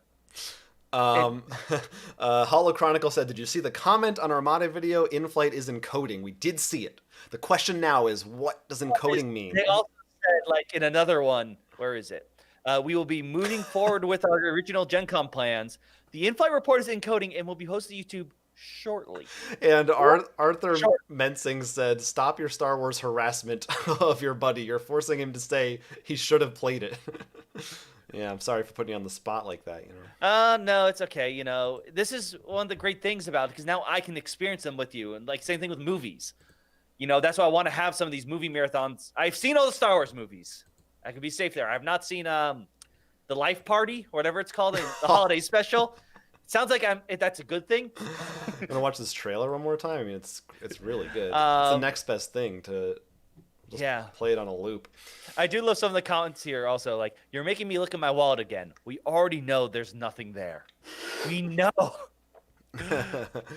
Let's see. I'm really nursing this monster. I've been making it last a long time. You're like, I can't. If I'm out of monster before this turns, I'm done. Yeah, that's the only thing holding me together. We could go back and watch. Oh, that's from 3 months. Never mind. Yeah, what else Star Wars wise? Yeah, those are really good. Jedi Knight 2 is great, or Jedi Knight Outcast. I don't know what it's called. Jedi Academy is supposed to be good. That one I never played. There's a lot of great Star Wars games. Yeah, they did. That's one license that, for whatever reason, they did a good job. They're doing a new one, like you're a pilot now, right? That's something. Yeah, that's the VR one. That's it's the Squadron Battles or Fighter or something. Yeah, I'm excited for that. It looks like remember Eve Valkyrie when the Oculus Rift first launched, but with X-wings. So right. So we actually know about these ships. Yeah, and there'll be a bigger player base. I will say I've become much more knowledgeable of Star Wars, not because I researched it, but because when we had the store, and I would be like, okay, what's a new ship? Oh, I guess this is a thing. So like that's how that increased my Star Wars knowledge significantly. Somebody in the chat said that it's up. Somebody said it's up. That is what they said. I'm refreshing. I am clicking. I don't see it. Is this a cruel joke, or are they referring to something else that I missed? Maybe the Armada Squadron vid is video? Up. They're saying it's up. They're saying it's up. We gotta find it. We gotta find it. This is the moment we've been waiting for, guys. Enough talk about Fantasy Flight. What is it? Is it on their YouTube? Is it on their Twitch channel? They said it was going on to YouTube though. I'm gonna check their Twitter. Checking videos, guys. I'm looking. Is this some kind of should I clear my cache? If anyone can post a link to it in the chat, we will watch it. I don't see it on their Twitter. We are looking hard for it right now. This is riveting watching me refresh this YouTube page. I don't know why we're not seeing it. I don't know where it is, but I want it. Maybe they put it on Mixer. Is it on Quibi? Do I need to check Quibi? I'm gonna check. It's on Quibi in 10-minute parts each. It's on. It is on. Looks like TikTok. It is on their Twitch. It looks like it is on their Twitch page. Oh no, that's just the video they posted that crashed 3 times. Oh, I see it. I've got it. You got it. All right. So I've got it. Share it. Yes, we are going to watch it, guys. This is it. This is the moment you've been waiting for. It was all worth it. It was all worth it. I hope you're excited for 42 more minutes of us discussing. Yeah, let me here. I'll bring this in a little bit so you can. Yeah, that's fine. So this is you guys. It was all worth it. Thank you for sticking with us. We're not going to waste any more time. Let's see this quick. I'm trying to get the chat back up. People better be screaming their minds off. Not a phrase. Now it was worth it. We were the last one standing. The question is, will this be? We'll see if this looks like just a repeat of what the first 10 minutes were, but we could just watch through it. I'm seeing a lot of stuff here. I don't know if this is what you saw, because you caught up. I was a little late because I thought it was on Eastern. Yeah. I mean, at least we're seeing Outer Worlds, so I'm hoping that means. You mean Outer Rim. Outer Rim. Outer Worlds would be a good property for them to get. I think they did show this at the beginning.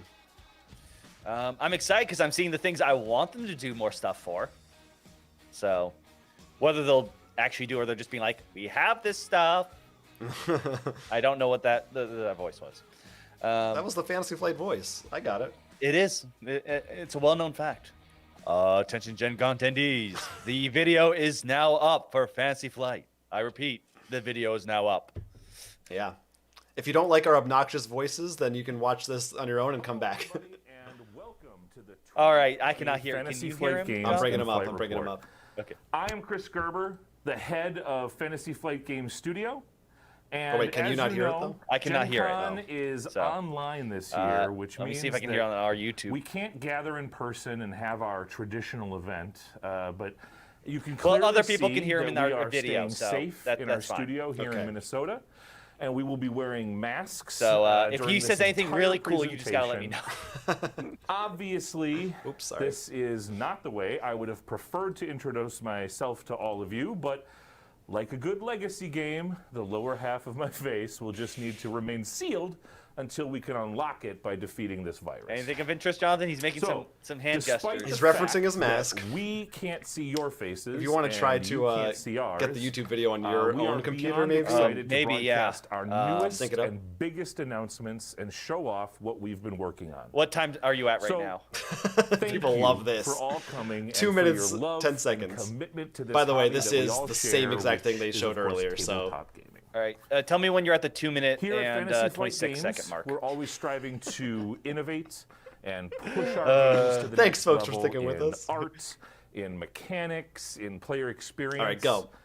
Tonight we're going to see announcements of brand new games, new editions of older games, and expansions for existing games. We're going to be covering just an overview here tonight, but we won't be taking any questions during the show, but we will be presenting a full suite of deep dive live streams starting tomorrow and running through Sunday that are going to give you plenty of chances to get your questions. A couple people want us to fast forward, but just in case anyone didn't see it, we'll do the first. It was only like 10 minutes. What's coming up? We'll just go through it. Minis game titles, and to do that, I'm going to pass this over to John Schaefer, the head. Maybe we'll skip through the KeyForge stuff because we did actually comment on that live. Right. You know what? We also talked a little bit about Star Wars, so I'm with the people on this one. Let's get to the juicy stuff. Tell me what you're jumping to, because then I can start at the exact same moment. All right. So just to sum up, we'll cut through a little bit since this is where things left off. So we've got new X-wing ships, new stuff, new Clone Wars stuff, new Rise of Skywalker stuff, Jango Fett's Slave 1. Some cool stuff. Everyone's wearing masks. We've got Anakin Skywalker in Legion, looking pretty cool. Darth Maul is also in there, looking extremely cool, in my opinion. Some droids. This is the recap previously on Fantasy Flight's in-flight report. Then this is the great trailer that we watched about 5 times for the new Star Wars Armada ships. Very exciting. Then they revealed the KeyForge. The brand new, they talked about Mass Mutation, which is already out. This new mechanic with high tide and low tide. The new Evil Twin decks with the new set, which I think is cool. Dark Tidings. Not a word, by the way. No, it is a word. So, guys, it's been a long day. Arkham Horror Files. We got the new Innsmouth pack. Wow, they really did get through like half of it before it crashed. That's a shame. There's really not actually a ton left that we didn't see. So I'm looking at around the 23-minute mark, around the 24-minute mark where it seems to be new stuff. So let's go to around 23:30. Okay, 23:30. Sure. All right, here we go. So we're skipping to the brand new stuff, so you guys can get the new hotness. You don't have to wait anymore. All right, here we go. Ready? In 3, 2, 1, go. Mouth conspiracy cycle for Arkham Horror, the card game. So yeah, this is right around where it begins just in made its it deluxe expansion, but then it moves forward with these 6 Mythos packs. Which are, Deep, I don't think they're too surprising. Reef, it's stuff from Innsmouth. A Light in the Fog, the Lair of Dagon, and Into the Maelstrom. Across these 6 scenarios, a tangled narrative unfolds, pitting the investigators against unseen cultists, the coming syzygy, and the rising Deep Ones. Throughout their search for answers, so investigators will have to search through their memories, triggering flashback sequences that can totally affect future scenarios. But beware, some truths are better left forgotten. Ooh. Each of these packs is full of new player cards that you can add to your deck, harnessing Maybe the you dig brand too deep new and you find out your deep bless one. and curse tokens that can dramatically influence your skill tests for better or for worse. And finally, a few of these packs introduce vehicles into the Arkham LCG for the first time. You can look for the Innsmouth Conspiracy Cycle to begin in November. I can't wait to kill the person who owned the boat and take it for myself. Then, I am also pleased to announce the War of the Outer Gods scenario pack. Normally, this would have debuted at a preview event in Gen Con, but now it's still going to have a full retail release later this year. They did the same thing with Blob, the War Blob of the Outer Gods pits any number of investigators together in epic multiplayer mode, which we've never done because we don't have enough between people three warring to do cults that. wreaks havoc across the Northeast. But you can still play with lower Investigators must work together to ensure that none of these factions accomplishes their goal, moved. all while trying to figure out how to stop their conflict once and for all. So War of the Outer Gods is going to be releasing in December. Okay, that sounds cool. Yeah, I just want to. They're pretty fun. Like I said, I like those sort of standalone Aconite ones. books and the upcoming novels that they are working on in the Arkham Horror universe, but as well as stories in many of our other exciting worlds, like KeyForge, Descent, We'll have to review these, Jonathan. Legend of the Five We Rings. do have to review these. I'm All excited of these to read amazing these. novels are going to be beginning to roll out soon. Let's hopefully they do better than the War of the now- Spark book. Let's talk about Journeys in Middle-earth. All right. We could not be more happy with the warm reception given to the Lord of the Rings Journeys in Middle-earth. Since it came out last spring, thousands of players have ventured into Middle-earth as heroes. And late last year, we introduced adventure mode to the game, and while normal and hard mode are of course still there for a standard playthrough, adventure mode presents an easier challenge perfect for players who are they just want to explore and experience the amazing stories we're still that in are standard. present I with know, family but and friends. I did consider switching. So earlier in July, we released the Shadowed Paths expansion. This huge expansion introduces a brand new branching campaign, a host of new enemies, including the towering Balrog, 5 new heroes, including Arwen and Gandalf, and roles for you to experiment with, and a full assortment of new journey map and battle map tiles. But today, we are very proud to announce 2 more products for Journeys in Middle-earth that build directly on the release of Shadowed Paths. Cool. First, the Haunting of Dale digital campaign is a full-length campaign for Journeys in Middle-earth that pits the heroes against a mysterious shade stalking the land. Heroes will aid King Bane by investigating the rumors of the Shade in Dale, its surrounding farms, wilderness, and even reclaimed Erebor. You don't need more physical stuff. You can use the digital. Of the Longbeard dwarves happy that and banishing the Shade forever. And then you're going to be able to further enhance your Journeys in Middle-earth experience with the Dwellers in Darkness like these too, though. figure pack. Oh no, these are nice Within because this expansion, they're not huge. you'll find masterfully sculpted new miniatures designed to perfectly represent the villains of the Shadowed Paths seem to add and Haunting of Dale campaigns, giving these threats their own menacing presence on your tabletop. Both the Haunting of Dale campaign and the Dwellers in Darkness figure pack are planned for release in October. That's reasonable. That's cool. And then finally, before we'll have to see how long the story is, but it should be. I personally want to I know that many fans in Journeys in Middle-earth are eager for even more expansions, and so I wanted to give you just a taste. Let us get through these by ones letting first. you know that next year, Middle-earth is going to war. Oh boy! All right. So from the Middle-earth, next expansions are going to be war. Now so turn we're probably going to to deal the with Emerald much larger Empire of fights. Roku Olive fonts. and the world of Legend Is that what of they're the called? Five Rings. Thing? The conflicts between the clans have only grown in the wake of the Emperor's death. That tends to happen. Cold winds stoke the fires of war, even as dissension rises within the imperial capital, and a shadowed threat grows amidst tidings of a broken watchtower to the south. I wonder if this is the For Demon now, Clan. The Scorpion Clan champion is holding the empire together as regent, but his enemies at court are gathering strength. And Scorpion, I guess. he will need to make dire choices if I he's to remember there was maintain peace. I think a demon and a mantis clan And that so didn't add into yet. this tumultuous climate, from the old. The card game pushes the story forward with the release of the Temptation Cycle. Twisted Loyalties, Honor in Flames, The Crimson Offering, The Temptation of the Scorpion, Coils of Power, and Peace at Any Cost. The theme of this cycle, Temptations, revolves around the idea that each of the great clans has a desire or goal that they pursue no matter the cost, artwork. even when it may affect their main approach to the conflicts in Rokugan. Looks like For Okami. example, if only I can get close to winning a match of that. Clan is tempted by the prospect of courtesy, even to one's opponent, with cards that benefit both players. This cycle also introduces an assortment of cards with the dire keyword, characters that gain a powerful ability when they have no fate on them, forcing players to reconsider exactly how much fate they want to place on characters and how they'll choose to approach the game's natural flow of characters entering and leaving play. So the monthly pack releases of the Temptation Cycle begin this November. But we also have 2 new products to announce for the Legend of the Five Rings role-playing. Fields of Victory and Blood of the Lioness.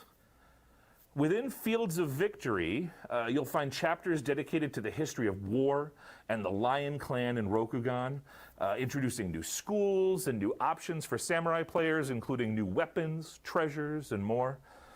This sourcebook also features rules for mass battle, running military-themed campaigns and ways to bring the Emerald Empire's wars really into the spotlight.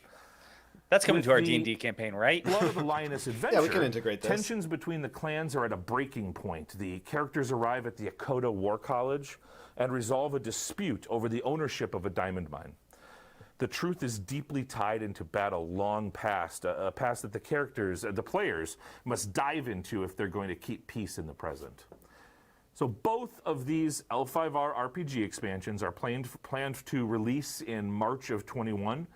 But I should note that these 2 products will be the last of the RPG products released by Fantasy Flight Games. Expect more information from Edge Studios on the future of the L5R and other exciting RPGs at noon on Thursday on the FFG live stream. If it doesn't crash. Marvel Champions. There we go. It's been one of our most successful living card games. Hey. Ever. And we are, as always, completely floored by the love and support that you pour out towards these games. There is so much to look forward to in Marvel Champions, the card game. Next week, on August 7th, the Hulk Hero Pack will release. And then in September, all right, you told me about this. The massive new Rise of the Red Skull campaign expansion. And in October, by the temporal threat of the Once in Future Kang scenario pack. Together, these expansions are going to fully double the number of scenarios currently released for Marvel Champions.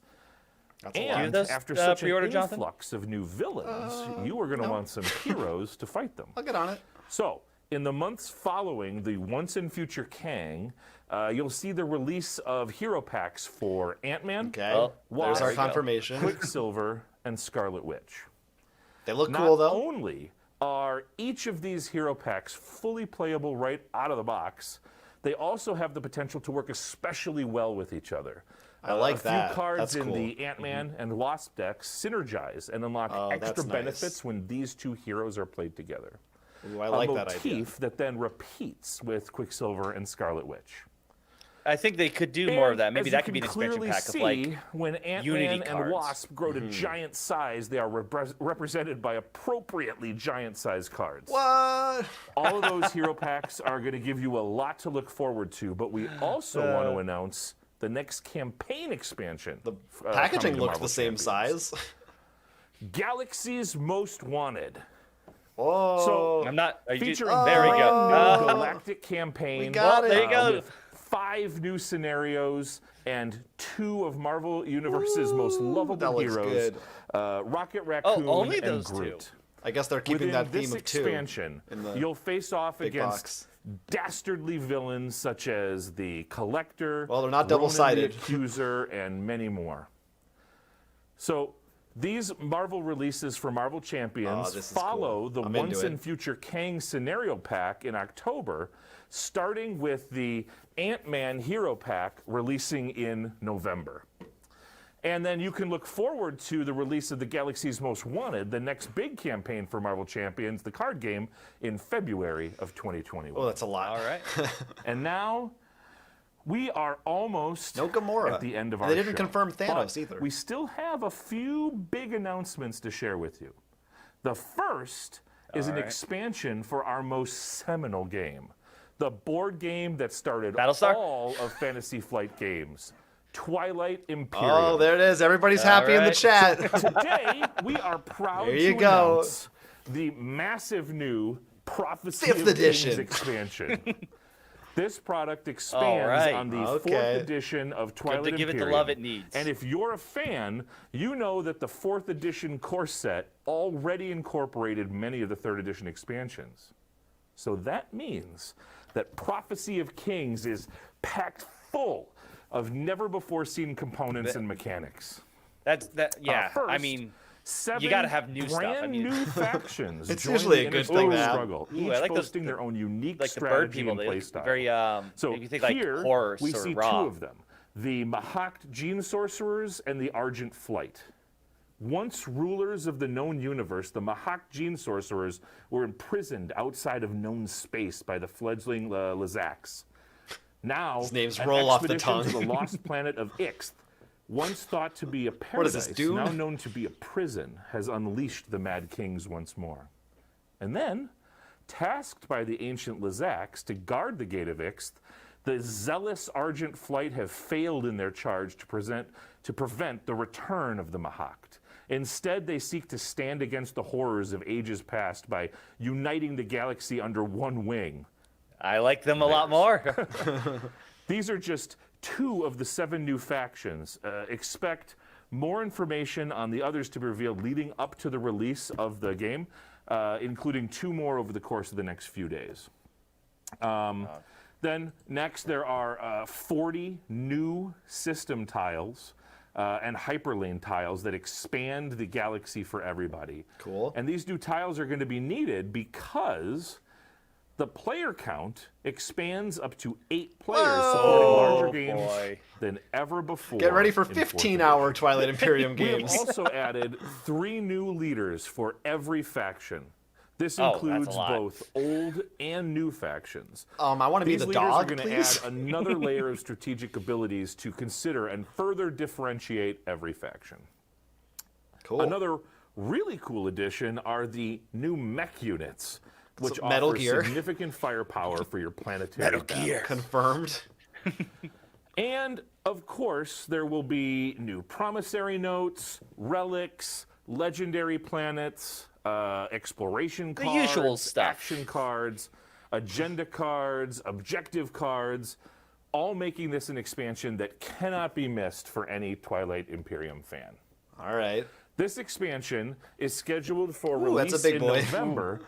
And we have literally only covered a portion. Make your Christmas lists now. If you're curious to learn more, come back for our Prophecy of Kings unboxing live stream this Friday at 3 p.m. You said they weren't afraid of the Gloomhaven price tag. And now for our final we will not be live streaming that, by the way. We will explore a new piece of a universe that we have the distinct privilege it's gotta be of Star creating Wars. games in. Please enjoy. What do we got? What do we got? What do we got? It's all worth it for this. I mean, that looks like an Oh, it's Marvel. Oh. What do we got? I'm out already. I'm bored. I don't want to roll dice. Wow, okay. I did not see this coming. Don't tell me it's Marvel Destiny. That's how they're bringing X-Men. Yeah. Oh, there they are. Jonathan, this is your answer. How do you get it when there are hundreds of X-Men? You give them their own game.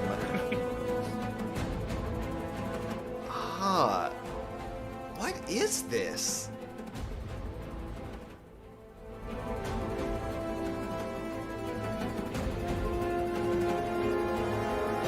He has a Quinjet. Not Quinjet. Whatever their ship plane's called. Mutant Insurrection. Well, like the standees, and they're not minis, they're standees. That's a plus for the wallet. Well, Jonathan, how many X-Men Mutant Insurrection is a cooperative, dice-driven game for 1 to 6 players, casting you and your fellow players as X-Men embarking on missions to save the world.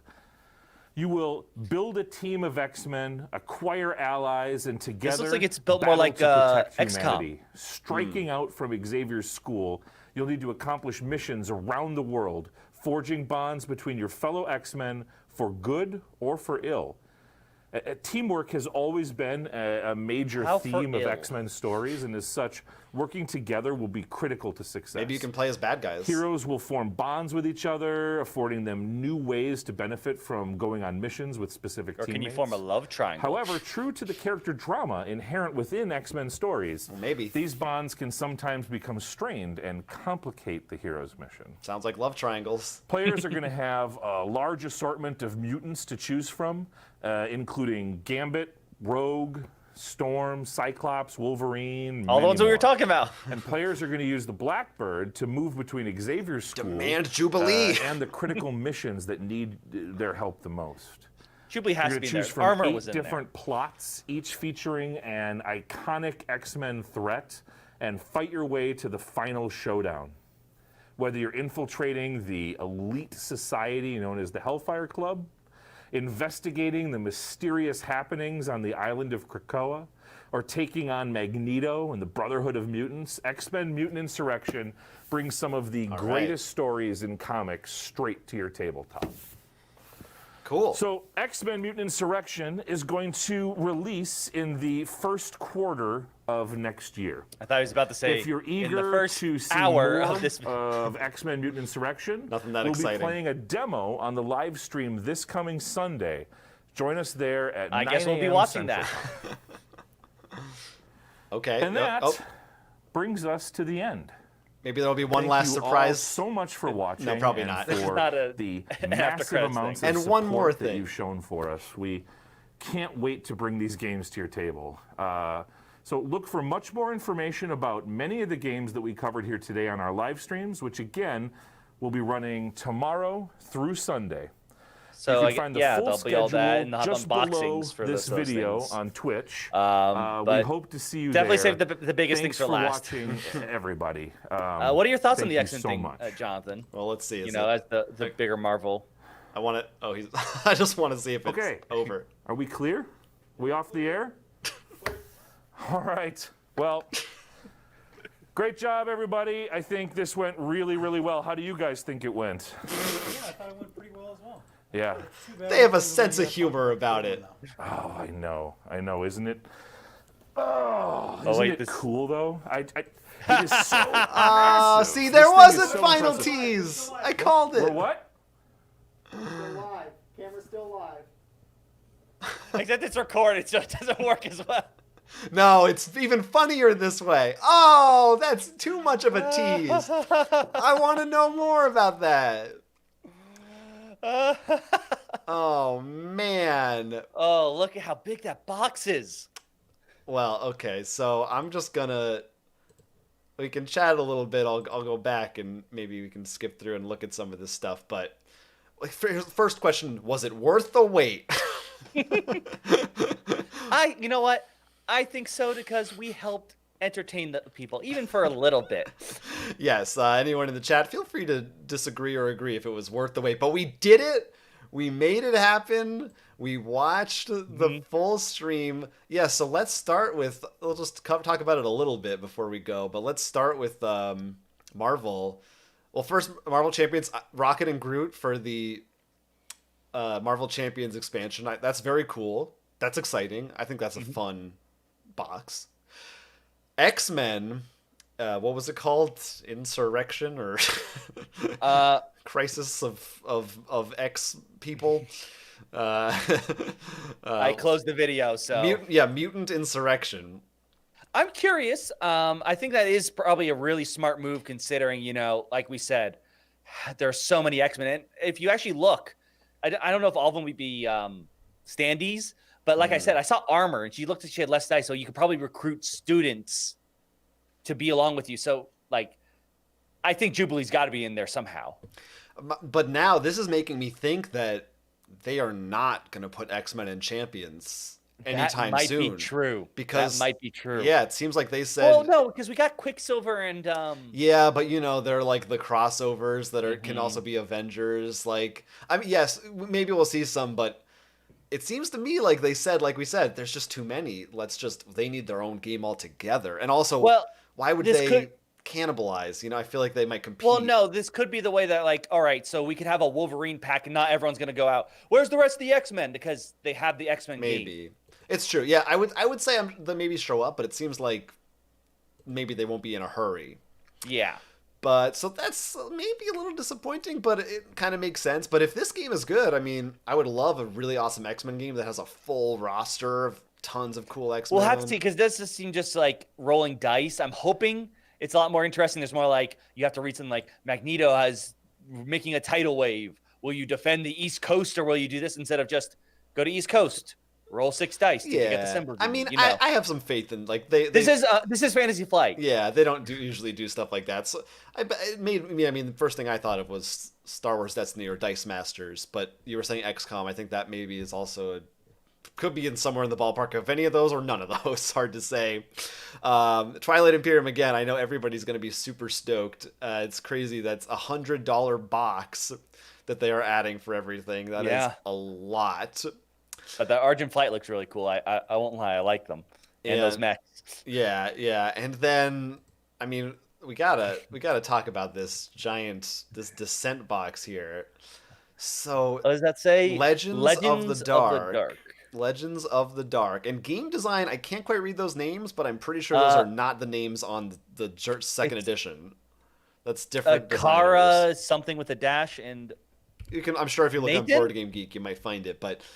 Is it Nathan from the chat? But those knew all along. So that is a Gloomhaven sized box with different dimensions, but that is a big box.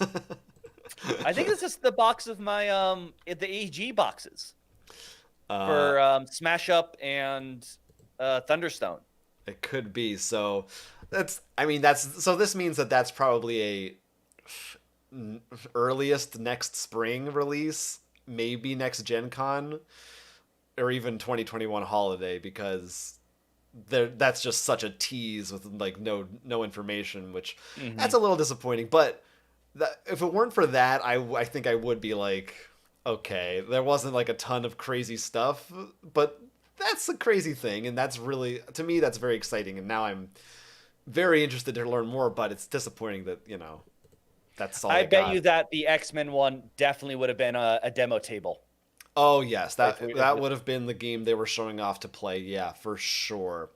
Let's see if any people in the chat are excited about some of this stuff going on. Brian Van Beek said, disappointed Outer Rim and Fallout got no love. I was so sure we would see something Star Wars besides the minis and stuff. Okay, it's showing Outer Worlds. They wouldn't show that if they didn't want to talk about it. Outer Rim, but yes. Yeah, other people are... I'm tired. It's fine. I'm just making sure people know. Yeah, disappointing. A lot of people are disappointed not to see that. Some people are disappointed by X-Men. Let's see. Some people... I like it because the full cast, but I'm afraid it will be just dice. Ken Shockley said, commented on the fact that they canceled Destiny, saying the dice were too difficult to make and too expensive, then turned around and announced a Marvel card and dice game. Well, I think that the difference is those were custom dice. Like, they were much more unique to each card. This is literally like, here's your red die, here's your blue die, here's your yellow die. Make these in a much higher amounts, They're much simpler. Chad asked why no minis for X-Men. Ken said, they don't have the rights to minis. That's a different company. It is kind of weird, actually, to see standees in a Fantasy Flight game. But I'm not going to... I wonder what they're even for, because it didn't seem like a game. It looked just like a card game. So I wonder why you need to specifically move them it looked around. like they were like... Oh, he did say like you Europe move between different locations. So I guess that's maybe like you're saying with the XCOM thing of different sections of the world you have to defend. It's not standees because we want to lower the price. Trust me, we wish we could make this more expensive for you. Yeah. Glenn says, seeing that Descent box, it's going to be a $200 game. What do you think? What do you think that price is going to be? considering that looks about 2 times the size of the Twilight Imperium expansion, yeah, I think that's a fair guess. Probably in the ballpark. Yeah, I would not be surprised. Remember, Descent they have the rights to everything. Gloomhaven has, it has minis, but a lot of the monsters are standees. I'm betting a good chunk of that box is miniatures. Fuzzy Dice points out Arkham Horror does have standees. That's true, but it also has minis of... Well, I guess I'm thinking of we just use minis for Mansions of Madness. Yeah, that's what I do. You take advantage of Mansions because you can use the minis from that for your other games. No, that's a good point. But I guess they looked maybe it's not final, but I feel like the X-Men minis standees in that video looked kind of, I don't know, low res. They didn't look like really like super smooth, cool X-Men. But maybe I'm just being nitpicky. It's always one of those things that look hard. Those dice look, if they're those nice 3D, they look pretty nice. If it actually looks indented really well. Right. Yeah, like those cards, like they don't look that crazy to me. That's the thing that worries me. Right. It could be fun. We'll hope. It's really the cast of characters that I gotta hope pull through. But nothing mind blowing. We didn't see any Android. Nothing about Battlestar's system. The stuff I saw new packs for Arkham, but it's like, that's coming. Yeah, nothing really too unexpected, and no like new IP that blew us out of the water. But there are some standees, right? But some fun stuff still, and it probably would have gone over a little better if we didn't wait 2 hours to see the end of it. Also, if we can play them. But I liked the tease, so cool stuff to look forward to. And we'll see what the future brings. And it sounds like most of this stuff is not coming until later this year. Some of it early next year. And Descent, who knows? But we know it exists, so now we can really start speculating all over the place. Mm-hmm. Yeah, the X-Men game. It's all about Shadow Dragons. That's it. Yeah, it's you think that box is empty? Probably empty. That he's actually holding. Oh yeah, no. If that box was full, do you think you could hold it on the corners like that? I don't know. Maybe I don't know if I could. He looks for some strong. Of our heaviest games. All right. Well, thanks you everybody for sticking with us. It was a wild ride, but we did it. And man, it was fun hanging out with you guys all night. Oh yeah. So again, 3 hours ago. I'm going to flash it on the screen one more time. We have got this schedule right here. Gen Con content. Don't miss it. And if you liked what we're doing here, like the video, subscribe. Stay tuned for all this stuff starting Thursday, tomorrow. So you don't want to miss it. Some of it's live, but it'll all be up after the fact. And if you want access to our Discord after parties or exclusive podcasts that we do, if you like hearing us talk, you can hear us talk for an extra hour a week at patreon.com/rollforcrit. Yeah, and you can find all those links in the description and all that too. So on our site, this was a good way to start off Gen Con, your pre-Gen Con day, and we hope you have a great Gen Con online. Yes, and we're just as tired as at a normal Gen Con, so the experience is really coming together. So thanks to everybody, and good night, and it's been awesome. It's been good chatting with you. Lord of the Rings, we didn't talk about that. That looks cool. Yeah, the Coming War thing, that sounds really cool. Yeah, I like that they're doing more the digital stuff. I think that's very exciting. Everybody's saying goodbye. Thank you. Bye. Thanks. This is Roll for Crit. I'm Jonathan. I'm Will. Bye. And this has been a 3-hour stream. Yeah. Yay. Yay.